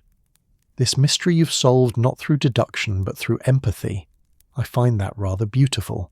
Watson looked at the portfolio, at the note, at the violets still resting on his desk like small purple witnesses to this entire strange and wonderful occurrence. "So do I," he said quietly. "So do I." Outside, London bustled through its Friday routine, millions of lives unfolding in their separate spheres. But here, in 221B Baker Street, a connection had been acknowledged, a conversation had moved from silence into tentative speech, and a young woman who had spent her life being invisible had been given the greatest gift Watson could offer, the simple recognition that she existed, that she mattered, that her attention to his words had transformed them into something more than just stories, into bridges between two people who might never have truly met without the intercession of bookmarks and pressed flowers and the shared language of readers and writers. Watson sat down and began to compose his reply, choosing each word with the same care Clara had shown in her note, wanting to strike the right balance between warmth and propriety, between acknowledgement and respect for the boundaries that would always exist between them. But within those boundaries, he was discovering there was room for something genuine, something valuable, something that made both their lives richer. He wrote, and somewhere in the building below, Clara continued her work, carrying with her the knowledge that she had been seen. It was enough, more than enough. It was everything. Winter deepened over London with the inexorable progression of a glacier, each day shorter than the last, the darkness accumulating in the corners of the city like sediment settling at the bottom of a river. December arrived with frost that painted the windows of 221B Baker Street in ever more elaborate patterns, and with it came the particular quality of cold that seemed to seep through brick and mortar, through wool and leather, settling into bones and making the fire in the grate less a luxury than a necessity for civilized existence. But inside the sitting room, where the flames crackled and hissed their perpetual commentary on the wood that fed them, Watson found himself warmer than the temperature alone could account for. The warmth came from something less tangible than coal and kindling. It came from the quiet correspondence that had bloomed in the weeks since he'd left his story for Clara, a correspondence conducted not through conventional letters, but through the continued journey of his leather bookmark and the small treasures it now regularly carried. The bookmark had indeed continued its travels, but its movements had taken on a new character, a new intentionality. Where before Clara's contributions had been furtive, hidden, uncertain, now they arrived with a kind of joyful confidence. She no longer concealed her clippings so carefully, no longer folded them to invisible thinness. Instead, she left them openly tucked into whatever Watson was currently reading, accompanied by small notes written in her elegant copperplate hand. The notes were brief, always respectful, but they sparkled with intelligence and observation. She might comment on a particular phrase in one of his published stories, or point out a detail in one of Holmes's cases that she'd found particularly clever, or share her own reaction to a passage. The description of the fog in your account of the Boscombe Valley mystery reminded me of Edinburgh mornings, one note read. I could almost taste the dampness, feel it settling on my skin. You have a gift for making the weather itself into a character. Watson had responded in kind, leaving his own notes for her to find. Brief comments about his writing process, questions about her own reading, gentle encouragement to share more of her thoughts. He was careful to maintain appropriate boundaries, never presuming too much familiarity, always respectful of the social distance that separated them. But within those boundaries, a genuine friendship had begun to take shape, built entirely on their shared love of words and stories and the ways that narrative could illuminate the world. Holmes observed this developing correspondence with an expression that might have been amusement, or might have been approval. With Holmes, it was often difficult to distinguish between the two. He'd taken to occasionally adding his own notes to the bookmark's cargo, brief postscripts to Watson's comments or sardonic observations about Watson's tendency to romanticize the facts of their cases. Clara, in turn, had begun leaving notes addressed to both of them, creating a three-way conversation that existed entirely in the margins of Watson's reading life. It was the third week of December, with Christmas approaching like a distant shore visible through fog, when Watson noticed something new in the pattern of Clara's contributions. The clippings she left were no longer just reviews of his published work. Now they included other articles, other pieces of writing that had caught her attention, a poem from the Strand, an essay about the British Museum's new acquisitions, a review of a lecture on archaeology at the Royal Society. She was sharing her own intellectual life with him, Watson realised, not just responding to his work, but inviting him into her world, showing him what captured her interest, what made her think and feel and wonder. It was a form of trust, he understood, a willingness to be known not just as an admirer of his writing, but as a person with her own tastes, her own curiosity, her own interior landscape. He found himself looking forward to, discovering what Clara had left, the way one might look forward to letters from a friend in a distant country. Each new clipping, each pressed flower, each brief note was a small window into her life, her mind, her way of seeing the world, and in sharing his own responses, in leaving his manuscripts for her to read before publication, in crafting his stories with the knowledge that she would be among their first readers, Watson felt his own work deepening, becoming more thoughtful, more intentional. "You're writing differently," Holmes observed one evening as Watson sat at his desk, working on a new account of their recent investigation into a stolen diamond. "More carefully, perhaps, or more honestly, I'm not quite certain which." Watson looked up from his manuscript, considering. "I think," he said slowly, "I'm writing with a clearer sense of my audience. Before, I wrote for some abstract idea of the reader, a faceless mass of people I would never meet. Now I write knowing that Clara will read these words, will engage with them thoughtfully, and will notice not just the mystery, but the craft of how it's told. It makes me more conscious of my choices, more deliberate in my language." "Better then," Holmes said simply. "Accountability improves all endeavours, even artistic ones. Especially artistic ones, perhaps. It's too easy to become sloppy when no one is paying close attention." Clara pays very close attention, Watson agreed with a smile. As if summoned by her name, a small folded note appeared beneath Watson's door, slipped through the gap between wood and floor with the silent efficiency that characterized all of Clara's communications. Watson retrieved it and unfolded the paper, recognizing her handwriting immediately. "Dr. Watson," it read, "I wonder if I might ask a favour. I've been reading notices of a new exhibition at the British Museum, a collection of illuminated manuscripts from medieval monasteries. The reviews suggest it's quite remarkable. I would very much like to see it, but I confess I feel intimidated by the prospect of visiting such a grand institution alone. I know it's presumptuous to ask, but if you and Mr. Holmes ever plan to attend the exhibition, and if you wouldn't find my presence an imposition, I would be deeply grateful for the opportunity to accompany you. I understand completely if this is too much to ask. C.A." Watson read the note twice, feeling a mixture of pleasure and concern. Clara was asking to meet them publicly, to step outside the safe confines of their written correspondence into actual social interaction. It was a brave request, and it touched him that she trusted them enough to make it. But it also presented complications. The three of them visiting a museum together would raise eyebrows, and would invite exactly the kind of social scrutiny that their current arrangement so carefully avoided. He handed the note to Holmes, who read it with his characteristic speed and precision. "She's testing the boundaries," Holmes observed, "seeing if the friendship that exists in writing can translate into actual physical proximity.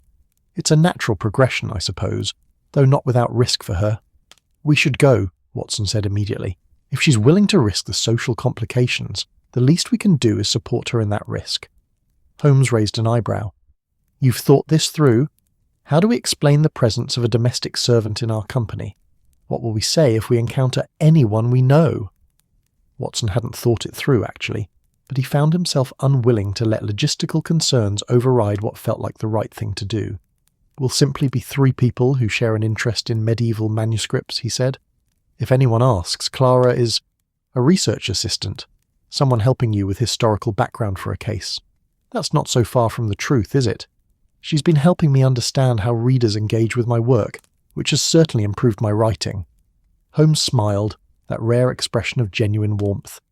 "Very well, I'm convinced. And you're right. She's been more valuable to your development as a writer than a dozen literary critics. Let's grant her this request."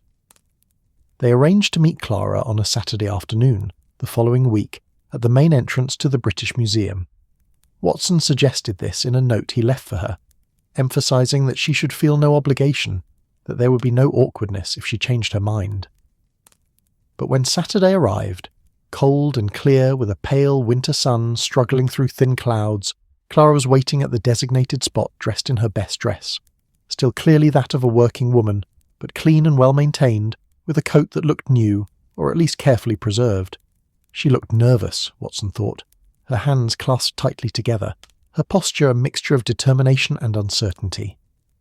But when she saw them approaching, her face transformed with a smile of such genuine pleasure that Watson felt his concerns about social propriety evaporate like fog in sunlight. "Dr. Watson, Mr. Holmes," she said, her voice soft but steady. "Thank you for this. Truly. I've wanted to see this exhibition since I read about it, but I never quite had the courage to come alone." "The courage to enter a museum?" Holmes asked with gentle curiosity. "Surely you've visited before?" Clara's smile became slightly rueful. "I have, but always with a sense that I'm trespassing somehow, that someone will question my right to be there. People in my class don't typically spend their free afternoons looking at illuminated manuscripts, Mr. Holmes. We're supposed to be shopping at markets or attending services at church or doing any of a dozen other respectable, humble activities. Intellectual curiosity isn't considered appropriate for domestic servants." "Then society is absurd," Watson said firmly, "and we're well rid of its expectations. Shall we go in?" The British Museum enveloped them in its vast, echoing spaces, all marble and grandeur and the accumulated weight of human civilization carefully catalogued and preserved. The illuminated manuscripts were housed in a special gallery, the lighting carefully controlled to protect the delicate pigments and gold leaf from deterioration. Watson watched Clara's face as they entered the exhibition, and saw her eyes widen with wonder at the first display case. The manuscripts were indeed remarkable, Pages from prayer books and gospels created by monks who had spent lifetimes perfecting their art, transforming words into visual symphonies of colour and form. The illuminated letters bloomed like gardens, intricate vines and flowers and fantastical creatures woven around Latin text, gold leaf catching the light and seeming to glow with its own internal illumination. Clara moved from case to case with a kind of reverence, bending close to examine the details, reading the explanatory placards with careful attention. Watson found himself watching her as much as the manuscripts, fascinated by her engagement, by the way she absorbed information and made connections. "Look at this," she said softly, gesturing to a particularly elaborate page. The monk who created this spent months on just this one page, probably. All that time and skill devoted to making the Word of God beautiful. It's a kind of worship, isn't it? Making something with such care and attention that the work itself becomes a prayer. Not unlike your own work with pressed flowers, Holmes observed. You're creating beauty from nature and preserving it between pages. The principle is similar, even if the scale differs. Clara looked at Holmes with surprise, as if she hadn't expected him to draw such a connection. "I never thought of it that way," she said slowly. "But perhaps you're right. Perhaps any work done with love and attention is a kind of worship, regardless of whether it's creating illuminated manuscripts or pressing flowers or writing stories," Watson finished gently, "or reading them with the kind of attention you give to my accounts. You transform my words through your engagement with them, Clara. You make them mean more than they did when I wrote them." She blushed, ducking her head, but Watson could see she was pleased. They continued through the exhibition, the three of them forming an unlikely constellation, the detective, the doctor, and the domestic servant, united by their shared appreciation for beauty and craftsmanship and the ways that humans have always tried to make meaning through art and attention. They spent nearly 2 hours in the museum, and when they finally emerged into the winter afternoon, the sun already beginning its early descent toward the horizon, Watson felt as if something had shifted. Some barrier had dissolved. The friendship that had existed in writing had proven it could exist in the world as well, and could survive the translation from page to presence. "Thank you," Clara said again as they stood on the museum steps preparing to part ways. "This has meant more to me than I can properly express. To be able to share this experience with people who understand why it matters, it's a gift I'll treasure." "The gift is mutual," Watson assured her. "Your perspective enriches everything you engage with, Clara. Never doubt that." She smiled, that same transformation of her features he'd witnessed before, and then she was gone, disappearing into the London crowds with the practiced invisibility of someone who had spent a lifetime learning to move through the world unnoticed. The weeks that followed seemed to glow with a particular warmth, despite the deepening cold of winter. The bookmark continued its travels, but now the notes it carried referenced shared experiences as well as shared reading. Clara mentioned details from the museum visit, made connections between the illuminated manuscripts and passages in Watson's stories, shared other exhibitions and lectures she hoped they might someday attend together. Christmas came and went, marked in the bookmark's journey by a small sprig of holly that Clara pressed between pages, accompanied by a note wishing them both joy and peace. Watson, in turn, left her a small book, a collection of poetry by Christina Rossetti, with an inscription thanking her for enriching his life and his work. He didn't give it to her directly, of course. That would have been too forward, too presumptuous. Instead, he left it on his desk with a note indicating it was for her, and it disappeared the next time she came to clean, replaced by a brief note of such profound gratitude that Watson felt his eyes grow damp reading it. The new year arrived, 1894, sweeping away 1893 with the usual mixture of nostalgia and hope, and Watson found himself reflecting on how much had changed in such a short time. A missing bookmark had led to a mystery, and that mystery had led to a friendship, and that friendship had transformed his understanding of his own work and purpose. He was no longer writing just to chronicle Holmes's cases or to earn income from publication. He was writing to communicate with someone who truly listened, who paid attention not just to what was said but to how it was said, who engaged with his words in a way that made them matter more deeply than he'd ever imagined they could. "You're smiling at your manuscript," Holmes observed one evening in mid-January. "That's new." Watson looked up, realizing he had indeed been smiling as he wrote. "I suppose I am," he admitted. I was thinking about how Clara will read this passage, what she'll notice in it, how she might respond. It makes the writing feel less solitary somehow, like I'm having a conversation even as I'm working alone. All writing is conversation, Holmes said thoughtfully. The writer speaks, the reader responds, even if that response is silent and the writer never hears it.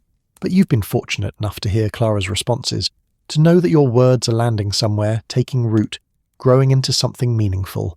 Most writers never receive that gift. No, Watson agreed. Most writers don't. I'm extraordinarily lucky. He looked at his bookmark resting beside his current work in progress. A new account of one of Holmes's cases that he was still shaping, still refining. The bookmark looked the same as it always had, worn brown leather with his initials tooled on one side, but it had become so much more than a simple tool for marking one's place in a text. It had become a messenger, a bridge, a symbol of the connection that could exist between reader and writer when both parties approached the exchange with attention and care and genuine respect. It had travelled between Watson's hands and Clara's hands dozens of times now, carrying messages of appreciation and encouragement and the shared joy of engaging deeply with words and ideas. The bookmark had witnessed a friendship forming in the margins of daily life, in the spaces between work and sleep, in the quiet moments when people reached across the distances that separated them to say, "I see you, you matter, your attention is valued." That night, as Watson prepared for bed, he placed the bookmark carefully in the novel he was currently reading, a new work by Hardy that Clara had mentioned wanting to read. In the morning, he would leave the book on his desk with a note suggesting she borrow it, another small gift in the ongoing exchange that had enriched both their lives. Outside, London slept its vast, complicated sleep, millions of dreams unfolding in millions of rooms, most of them never touching, never connecting, ships passing in the night. But here, in 221B Baker Street, a connection had been made and nurtured and allowed to grow into something genuine and valuable. A bookmark had gone missing, and in its travels it had found something far more important than its original place in a text. It had found purpose.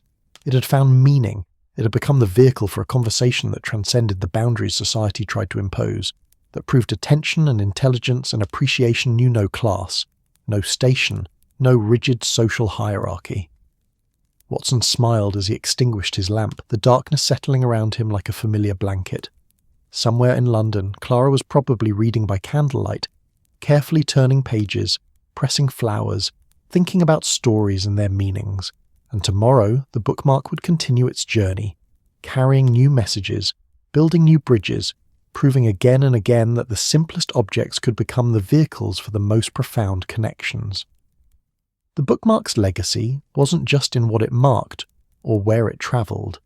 Its legacy was in what it made possible, the recognition that every reader matters, that every act of attention is a gift, that being truly seen is one of the most wonderful things in the world.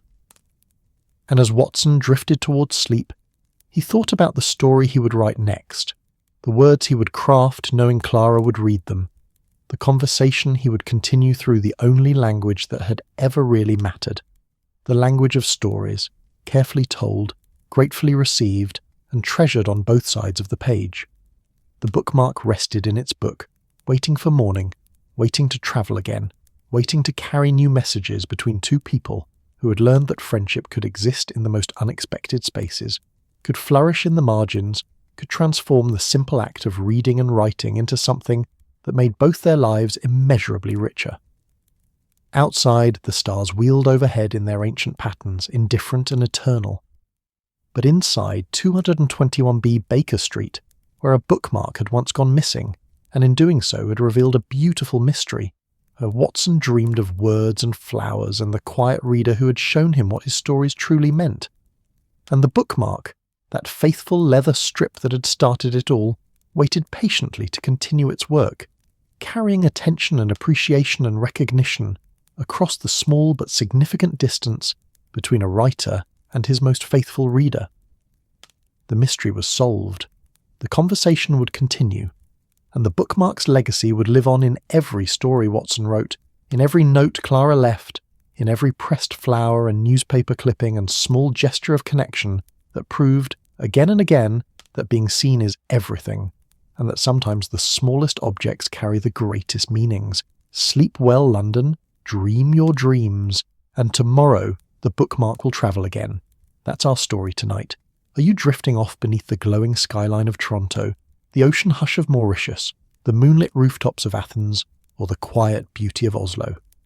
If this tale brought you peace, like the episode and subscribe for more nights like this. Let the stillness wrap around you. Let your dreams drift gently through the night. Sleep gently now, wherever you are in this wide and wondrous world.